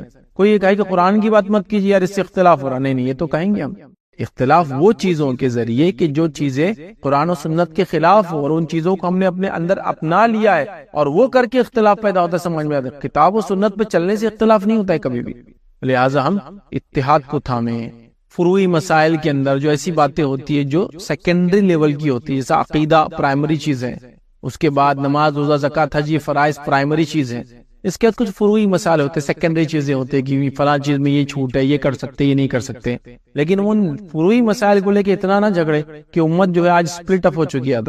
کئی فرقوں میں، کئی طبقوں میں، ٹوپیوں سے، شملوں کے کلر سے، ٹوپیوں کی ٹائپ سے، ڈریس کوڈ سے سمجھ میں آتا کون کس کو بلانگ کرتا ہے. ایسا نہیں ہونا چاہیے. ٹھیک ہے، تو اتحاد کو ہم قائم رکھیں. اس لیے کہ اگر اتحاد نہیں ہوگا، اختلاف ہوگا تو پھر بہت زیادہ مصیبت میں امت مسلمہ پڑ جائیں گی. اور میں سمجھتا ہوں اتحاد کے فائدے کیا ہے زیادہ بتانے کی آپ کو ضرورت نہیں ہے. چھوٹی موٹی مطلب جس کو کہیں گے چھوٹی کلاسز کے اندر بھی جب ہوتے ہیں نا تو ایک واقعہ بتایا جاتا ہے. ایک باپ ہوتا ہے، مرنے سے قریب ہوتا ہے، اس کو 5-7 بیٹے رہتے ہیں، سب کو 2 لکڑیاں لاؤ بولتا ہے، پھر ایک لکڑی ہاتھ میں لو بولتا ہے، سب کو بولتا ہے توڑو، سب توڑ دیتے ہیں. پھر سب کو بولتا ہے وہ ایک لکڑی جو دوسری لائے تھے سب جمع کرو، اس کا گٹھا بناؤ، اب توڑو، تو نہیں توڑتا ہے. تو یہ بات بالکل کلیئر ہے کہ اتحاد میں برکت ہے، اتحاد رحمت ہے، اتحاد میں ہماری بقا ہے. اور اختلاف زحمت ہے، اختلاف عذاب کا باعث ہے، اور اختلاف کے نتیجے میں ہم خود اپنے آپ کو برباد کریں گے. دشمن کی ہم کو ضرورت ہی نہیں. یاد رکھیں لہٰذا اتحاد بہت امپورٹنٹ چیز ہے. 6 پوائنٹ یاد رکھیے جو آج کے دور میں عمل کرنا ہے وہ یہ یاد رکھیے، فتنوں کے ایام میں یاد رکھیے خصوصی طور سے عبادت میں مشغول رہیے. یہ دور سے گزر رہے ہیں، اختلاف بڑا ہی اختلاف اور فتنوں کا دور ہے، تو خصوصی طور سے کوشش کریں ہم کی عبادت میں مشغول رہے. اللہ رب العزت کی عبادت میں اپنے آپ کو مشغول کر لیں. یاد رکھیں نبی اکرم صلی اللہ علیہ وسلم دیکھیے کیا فرمایا. یہ صحیح مسلم کی روایت ہے. آپ نے فرمایا فتنوں میں عبادت کرنا ایسا ہے جیسے میری طرف ہجرت کرنا. مطلب فتنوں میں جو ہے انسان جب عبادت کرتا ہے اس کی مثال ایسی ہے کہ کوئی شخص نے نبی اکرم صلی اللہ علیہ وسلم کی طرف ہجرت کی. اور ہم سب جانتے ہیں کہ نبی اکرم صلی اللہ علیہ وسلم کی طرف جب ہجرت کا معنی یہ ہے کہ کسی زمانے میں جب نبی اکرم صلی اللہ علیہ وسلم کی طرف ہجرت کرتے تو ظاہر سی بات ہے فتنے، فساد اور تکلیفوں میں لوگ آ جاتے ہیں. ٹھیک ہے، تو فتنوں کے وقت میں عبادت کرنا مطلب بڑا عمل ہے، اس لیے کہ ہر کوئی نہیں کر سکتا ہے. تو آپ فرمانا میری طرف ہجرت کرنے کے جیسے، سمجھ رہے آپ. تو لہٰذا فتنوں کے دور میں ہم کیا کریں، کوئی عبادت میں دل لگا. یاد رکھیں اور خاص طور سے عبادت کریں. نماز ہے، روزہ ہے، زکوٰۃ ہے، حج ہے، اس کے علاوہ تمام عبادت نفلی ہے اور فرضی ہے، تمام عبادتوں کے فرائض ہے اور نوافل. یاد رکھیے اس میں خوب اہتمام کرے، چونکہ فتنوں کے دور میں عبادت اللہ رب العزت کو پسند ہے. یہ ایک بندے کو اللہ نے آزمائش میں ڈالا اور اس آزمائش میں بھی اسی رب کو یاد کرتا ہے جس نے آزمائش میں ڈالا. اور ظاہر سی بات ہے اللہ دیکھتا ہے اس بندے کو اور کہتا ہے کہ یہ تو میرا بندہ ہے، یہ جانتا ہے اس کا ایک رب ہے، اسی نے اس کو آزمائش میں ڈالا ہے، وہی نکال سکتا ہے کیونکہ بندہ اسی سے مانگتا ہے. تو آزمائش بھی اللہ کی طرف سے، اس کو برداشت کرنے کی توفیق بھی اللہ کی طرف سے، اور اس آزمائش کو ہٹانا بھی اللہ کی طرف سے. بس ہمارا کام ہے اس میں صبر کرے اور اللہ سے دعا کرتے رہے کہ اللہ اس کو ہٹا دے. اسی طرح 7 پوائنٹ جو آج کا ہم لیں گے، 7واں کام جو ہم کو کرنا ہے آج کے دور میں جو عمل کرنا ہے، یاد رکھیے تقوی کو اختیار کرنا ہے. اور تقوی کا تعلق دل سے. یاد رکھیے تقوی میری داڑھی سے، تقوی میری ٹوپی سے، تقوی میرے نماز کے چٹے سے نہیں سمجھ میں آ سکتا ہے. تقوی دل کی کیفیت وہ اندر ہوتا ہے کہ جب بندہ اکیلا ہوتا ہے اور اکیلے میں بھی وہ کوئی گناہ نہیں کرتا، یہ سوچ کر کے اس کا رب اسے دیکھا. اور تقوی کیا ہے؟ تقوی یہ ہے کہ اللہ رب العزت کے عذاب سے ڈر کی وجہ سے اور نبی اکرم صلی اللہ علیہ وسلم کی نافرمانی سے بچنے کے لیے ایک انسان سیدھی راہ پر چلے، صحیح کام کو کرے. یہ تقوی ہے، کیونکہ اللہ مجھے پکڑ نہ لے اس لیے میں نیک کام کرتا ہوں. یہ تقوی ہے کہ نبی اکرم صلی اللہ علیہ وسلم کی نافرمانی نہ ہو جائے مجھ سے. میں کیا کروں گا اگر ایسا میں کر کے چلا جاؤں گا تو روز قیامت کیا انجام ہوگا. تو بہرحال وہ جو جب یہ سوچتا ہے تو تقوی اختیار کرتا ہے. اور تقوی دل کی کیفیت. یاد رکھیے اللہ رب العزت نے قرآن میں دیکھی کیا فرمایا اس کے تعلق سے. اللہ فرماتا اور کہتا ہے تقوی کے تعلق سے، یاد رکھیے اللہ نے فرمایا یا ایھا الذین آمنوا ان تتقوا اللہ یجعل لکم فرقانا ویکفر عنکم سیئاتکم ویغفر لکم واللہ ذو الفضل العظیم. اللہ فرماتا اور کہتا ہے، سنیے اس کا ترجمہ، اے ایمان والو اگر اللہ تعالیٰ سے ڈرتے رہو گے تو وہ تمہیں ایک بصیرت اور حق اور باطل کا فرق عطا کرے گا. اے لوگو جو ایمان لائے ہو، کیا فرمایا یا ایھا الذین آمنوا ان تتقوا اللہ، اگر تم اللہ سے ڈرو گے تو اللہ تعالیٰ تم کو کیا کریں گے، یجعل لکم فرقانا، تمہیں فرق عطا کرنے والی چیز عطا فرمائیں گے، اور وہ کیا ہوں گی، فرق عطا کرنے والی چیز عطا فرمائیں گے، مطلب حق اور باطل میں ڈیفرینشیٹ کرنے کی صلاحیت انسان کو ملتی ہے جب وہ ایمان کے بعد تقوی اختیار کرتا ہے۔ حق اور باطل میں اللہ فرماتا اور کہتا ہے یجعل لکم فرقانا، وہ تم کو ایک فرق کرنے والی چیز عطا کر دے گا۔ پھر فرق کیا فرمایا، وَيُكَفِّرْ عَنْكُمْ سَيِّئَاتِكُمْ، اور تم سے تمہارے گناہوں کو معاف کر دے گا۔ پھر فرمایا وَيَغْفِرْ لَكُمْ، اور تمہاری مغفرت کر دے گا۔ پھر فرمایا وَاللَّهُ ذُو الْفَضْلِ الْعَظِيمِ، اللہ بڑے فضل کا مالک ہے۔ تو یہاں اس آیت میں بتایا گیا کہ اگر ایمان کے بعد تقوی اختیار کرتے ہیں تو اللہ رب العزت ہم کو فرقان عطا کرتا ہے، فرق کرنے کی تمیز عطا کرتا ہے۔ اور آج یہ چیز کھو چکی ہے، ہم حرام اور حلال کا فرق بھول چکے ہیں، محرم اور غیر محرم کا فرق بھول چکے ہیں، اسی طرح سود اور حلال چیزوں کا فرق، تجارت کا فرق بھول چکے ہیں، اسی طرح سنت اور بدعت کا فرق بھول چکے ہیں، اسی طرح توحید اور شرک سب کو ایک جیسا سمجھ رہے ہیں ہم لوگ۔ تو فرقان جو ڈیفرنشیٹ کرنے والی چیز ہے، جو کسوٹی ہے، جو کرائٹیرین ہے، وہ تب ملیں گا جب ایمان لانے کے بعد ہم تقوی اختیار کریں گے تو اللہ ہم کو فرقان عطا کریں گا، اور فرقان عطا کرنے کے نتیجے میں کیا ہوگا معلوم آپ کو، اللہ رب العزت ہم کو سمجھ دے دیں گا قرآن مطلب اچھائی اور برائی کی، اور اس کے بعد ہمارے گناہوں کو معاف کریں گا، ہماری مغفرت کریں گے۔ اللہ بڑے فضل کا مالک ہے، اللہ کے لیے تمام چیزیں آسان ہیں۔ تو میں سمجھ رہا ہوں تقوی اختیار کرنا کتنا امپورٹنٹ ہے، اس بات سے واضح ہو رہا ہے۔ یاد رکھو ہمیں تقوی اختیار کرنا چاہیے، اللہ رب العزت کا یاد رکھیے، ہر حال میں یاد رکھیے، ہر حال میں، چاہے میں لوگوں کے سامنے ہوں، چاہے میں اکیلے میں ہوں، چاہے مجھے کوئی دیکھ رہا ہے، چاہے مجھے کوئی دیکھ نہیں رہا ہے، میں اپنے ہر بار ایسے رہوں۔ جیسے مثال کے طور پہ ایک آدمی جا کے کسی ہال میں بیٹھا ہے تو وہ کیسا بیٹھتا ہے جب CCTV کیمرہ لگا ہوتا ہے، اور کیسا بیٹھتا ہے جب وہ نہیں ہوتا ہے۔ لیکن اگر آپ کو یہ بتاؤ کہ CCTV کیمرہ ہمیشہ لگا ہے تو آپ صحیح کام کرتے ہیں نا، غلطیوں سے بچتے ہیں۔ اسی طرح یاد رکھیے اللہ رب العزت CCTV تو ایک بڑی ہیچ مثال ہے، اللہ رب العزت ہر چیز سے باخبر ہے، خیالات ہمارے ذہن میں کیا ہوتا ہے اس سے باخبر ہے۔ تو بہرحال ہمیں چاہیے کہ ہم اللہ کا تقوی اختیار کریں، اس کے بڑے فائدے ہیں۔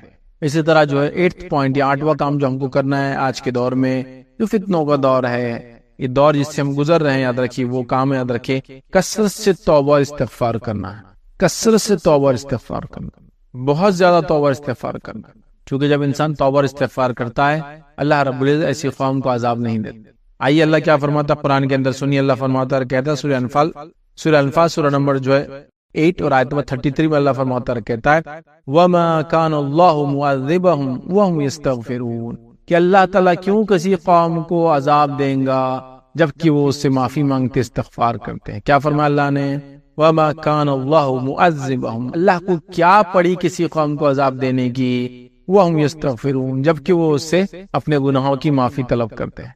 تو گناہوں کی معافی طلب کرنا بڑا عمل ہے، ہمیں ہمیشہ گناہوں سے معافی مانگتے رہنا چاہیے، ہر پل، ہر بار، ہر وقت، اٹھتے بیٹھتے سوتے جاگتے۔ نبی اکرم صلی اللہ علیہ وسلم گناہ نہیں کرتے تھے، معصوم تھے، خطاؤں سے، گناہوں سے پاک تھے، آپ یاد رکھیے، اس کے باوجود بھی آپ 70 to 100 ٹائمز روایت میں آتا ہے توبہ اور استغفار کرتے ہیں۔ تو یہ ہم کو ٹریننگ تھی ایکچولی کہ امت کیا کرے، ہم تو کتنے گناہ کر رہے دن اور رات، نبی اکرم صلی اللہ علیہ وسلم معصوم ان خطا ہونے کے باوجود بھی معافی مانگ رہے ہیں۔ تو ہمیں گناہ ہوتے ہی معاف کر دینا، اور جب اللہ کیا فرما رہا ہے، اللہ کو کیا پڑی کسی قوم کو عذاب دینے کی جبکہ وہ استغفار کرتے ہیں۔ کثرت سے استغفار کرنے والے بن جائے، استغفار کے ان گنت فائدے یاد رکھیے۔ میں جو ٹاپک آپ کے سامنے رکھ رہا ہوں یاد رکھیے، 8 پوائنٹ ہے اور آگے اور 2 بھی ہے، یہ ہر پوائنٹ پہ میرا ایک کمپلیٹ لیکچر ہے۔ تقویٰ آپ اس سے پورا کمپلیٹ لیکچر ہے میرا، صبر اس پہ کمپلیٹ لیکچر ہے، ٹھیک ہے، توبہ استغفار اس پہ کمپلیٹ لیکچر ہے۔ آپ کوئی بھی پوائنٹ اٹھا لیجیے اس کے اندر سے، علم اس پہ کمپلیٹ لیکچر ہے، علم کی اہمیت، تو ہر پوائنٹ پہ یاد رکھیے میرا ایک کمپلیٹ مکمل لیکچر ہے، ٹھیک ہے۔ تو آپ ان کو تلاش کیجئے، جیسے پناہ مانگنے والی دعائیں ساری ملیں گے آپ کو، پورے جتنے پوائنٹس ہیں اس پہ لیکچر سے، ٹھیک ہے۔ تو خاص طور سے توبہ اور استغفار۔ توبہ کا میننگ کیا ہے؟ ایک راستے سے چل رہا تھا انسان، وہ راستے سے پلٹ گیا، مطلب گناہوں کے راستے پہ تھا، اپنے آپ کو پلٹ گیا، نیکی کی طرف مڑ گیا۔ استغفار کیا ہے؟ توبہ کرنے کے بعد وہ اپنے گناہوں سے معافی چاہتا ہے اپنے رب سے، اور جو گناہ ہو چکے اس کی معافی چاہتا ہے، اور جس حالت سے گزر رہا ہے اس میں معافی مانگتا ہے، اور آنے والی زندگی گناہ نہ ہو بول کے معافی مانگتا ہے۔ سمجھ رہا بات؟ لہٰذا توبہ اور استغفار کا ہم دامن تھام لے، اور میں سمجھتا ہوں توبہ اور استغفار کیا ہے آپ جانتے ہیں، اور توبہ کے کچھ کنڈیشن ہیں۔ سب سے پہلے دل میں نادم ہو، انٹینشن ہو توبہ کا، اس کے بعد اللہ سے توبہ کرے، اور اس کے بعد جو ہے کبھی نہ اس عمل کو دہرائے، اور بندوں کا معاملہ ہو تو اس چیز کو واپس لوٹا دے۔ یہ کنڈیشن ہے یاد رکھیں توبہ کی۔ لہٰذا ہمیں توبہ کرنا ہے اور کثرت سے استغفار کرنا۔ آئیے آگے بڑھتے ہیں، اور جو جدید دور میں جس حالت سے ہم گزر رہے، جو کرنے والے اعمال ہے، اس میں سے ایک عمل جو کرنا ہے وہ ہے فارغ اوقات کو نفع بخش کاموں میں لگانا ہے۔ کیونکہ آج کل لوگوں کے پاس بہت خالی وقت، جتنی دنیا بزی بھی ہو رہی ہے تو اتنے لوگ خالی بھی تو ہے۔ آج دیکھیے ہر آدمی کوشش کر رہا ہے کہ اس کو جو 1.5 GB 2 GB 3 GB پھکٹ میں ملا ہے، فری کا ملا ہے، بس اس کو خرچ کرنے پورا دن ڈالا۔ دیکھیے آپ پورا دن ویسٹ ہو رہا ہے۔ میں نے پیسے بھر دیا، سال بھر کا ریچارج کر لیا 2500 کا۔ اب 2500 کا ریچارج کیا تو میرے لیے ضروری ہے نا ایک بائٹ نہیں، اس کا ایک بٹ یوز کروں میں، تو بس لگا ہے وہ جتنے جی بی اس کو فری ملا کھپا رہا ہے اس کو۔ بس بھائی وہ ایک بنڈل ایک پیکیج ہے، لے لیا آپ نے، ختم، آپ کو جتنی ضرورت ہے کیجیے، باقی بند، لیکن فالتو میں وقت ضائع کیا جا رہا ہے۔ کچھ لوگوں کی مصروفیت کا یہ عالم یاد رکھے کہ ان کے ذرہ برابر بھی ٹائم نہیں ہے، اور کچھ لوگوں کے خالی وقت کا یہ عالم یاد رکھے کہ ان کا اتنا وقت ہے کہ وہ اپنے وقت کو کہاں ضائع کرے، اس میں پریشانی معلوم، ہاؤ ٹو ویسٹ ٹائم، اس کے لیے تیاریاں چل رہی کہ وقت کو برباد کیسے کرے، یاد رکھے، ٹھیک ہے۔ لوگوں کے پاس اتنا خالی وقت ہے، اسی کو انتہا نہیں۔ ہم اپنے خالی وقت کو، فارغ اوقات کو نفع بخش کاموں میں لگائے، دین اور دنیا کے فائدے میں لگائے، دین حاصل کرے، دنیا بھی حاصل کرے، دین پر عمل کر کے عبادتیں کرنے کا معاملہ کرے، اور دنیا کا علم حاصل کر کے دنیا میں کچھ حلال کمانے کا وہ کرے، لوگوں کو فائدہ پہنچانے کی کوشش کرے، ماحول کو صاف کرنے کی کوشش کرے، اطراف میں علم پھیلانے کی کوشش کرے، خود علم حاصل کرے، دوسروں کو علم دے، لوگوں کے لیے سماجی خدمت کرے، لوگوں کی ہیلپ کرے، مدد کرے، تعاون کرے، جو کچھ ہو سکتا ہے۔ بہرحال بہت امپورٹنٹ ہے، یاد رکھیے۔ آج امت مسلمہ کے پاس خالی وقت اتنا زیادہ ہے، نوجوان یوتھس کے پاس خاص طور سے، اسپیشلی جو ایجوکیشن میں، آج کل تو اسکولنگ ایجوکیشن بھی آن لائن چل رہا ہے، کالج وغیرہ بھی آن لائن چل رہے ہیں، بچے 2 سال سے اسکول اور کالج کی صورت نہیں دیکھے، یاد رکھے۔ لیکن یہ 2 سال میں کیا کنسٹرکٹیو کیا؟ بس ایک چیز کی کہ انسان نے اپنے جسم پہ چربی چڑھا لیا 2 سال میں، بس پڑھے ہیں، بس کھا رہے پی رہے اور اوبیس بن گئے، کوئی ہنر نہیں، کوئی فن نہیں، کوئی ایکسٹرا کیریکولم ایکٹیویٹی نہیں، کوئی اسکل ڈیولپمنٹ نہیں، کچھ بھی نہیں۔ خالی وقت کو برباد کرے تو اپنے خالی وقت کو صحیح کاموں میں لگاؤ، اللہ کے ذکر میں لگاؤ، تلاوت قرآن میں لگاؤ، اللہ کی عبادت میں لگاؤ، اسکول کالج کا نالج حاصل کرنے میں لگاؤ، اس کے علاوہ جتنے بینیفیشل نالج ہے اس کو گین کرو، نالج کو ڈیسیمنیٹ لوگوں میں پھیلاؤ، لوگوں کے اندر اچھی عادتوں کو ڈالنے کی کوشش کرو، لوگوں کو اچھائی کا حکم دو، برائی سے روکو۔ کیا کچھ نہیں کرنا ہے ہم کو؟ آج امت مسلمہ ایجوکیشن میں کہاں ہے دیکھیے آپ، بزنس میں کہاں ہے آپ دیکھیے آپ، دنیا کے اندر کیا حال ہے ہمارا۔ تو اپنے خالی وقت کو، فارغ اوقات کو صحیح جگہ لگانا بہت بہت امپورٹنٹ چیز ہے، اس کو ذہن میں رکھیں۔ آئیے 10واں اور آخری پوائنٹ جو میں آپ کے سامنے آج رکھوں گا وہ یہ ہوں گا، جو اعمال جو ہم کو کرنا ہے، جن دور سے ہم گزر رہے ہیں، اس میں صبر کرنا اور جلد بازی سے کام نہ لینا، صبر کرنا۔ صبر بڑی اہم چیز ہے، یاد رکھیں، چونکہ اللہ کی مدد کا تعلق صبر سے ہے۔ اللہ کی مدد صبر کے بعد آتی ہے، یاد رکھیے۔ کوئی تکلیف آئی، کوئی مصیبت آئی، دکھ آئی، پریشانی آئی، فتنہ آیا، بیماری آئی، بزنس ڈوب گیا، سب کچھ ہوا، صبر کرنا ہے، نتیجہ ہے مدد آئی ہے اللہ تعالیٰ کی۔ آئیے نبی اکرم صلی اللہ علیہ وسلم کیا فرماتے ہیں، یاد رکھیے، حدیث کے الفاظ دیکھیے، اس طرح سے آپ صلی اللہ علیہ وسلم فرمایا اور کہا، اور یقین کر لو مدد صبر کے ساتھ آتی ہے، اور یقین کر لو اللہ کی مدد صبر کے ساتھ آتی ہے۔ اور پھر فرمایا، اور پریشانی کے بعد خوشحالی یقینی ہے، مطلب پریشانی کے بعد اچھا وقت اللہ تعالیٰ لاتا ہے، اور ہر تنگی آسانی اور آسودگی کو لاتی ہے، ہر تنگی اس کے بعد فراوانی کو لاتی ہے، مطلب جب پریشانی میں ہوں گے، تنگی میں ہوں گے تو اس کا اچھا دور بھی آئے گا۔ تو یہاں جو بات بیان کی، اور یقین کر لو مدد صبر کے ساتھ آتی ہے، مطلب اللہ تعالیٰ کی طرف سے مدد تبھی ملتی ہے جب بندہ صبر کرتا ہے، یاد رکھیے، بغیر صبر کے اللہ کی مدد نہیں آتی، بات یاد رکھیے۔ تو ہمیں صبر کرنے والا بننا ہے۔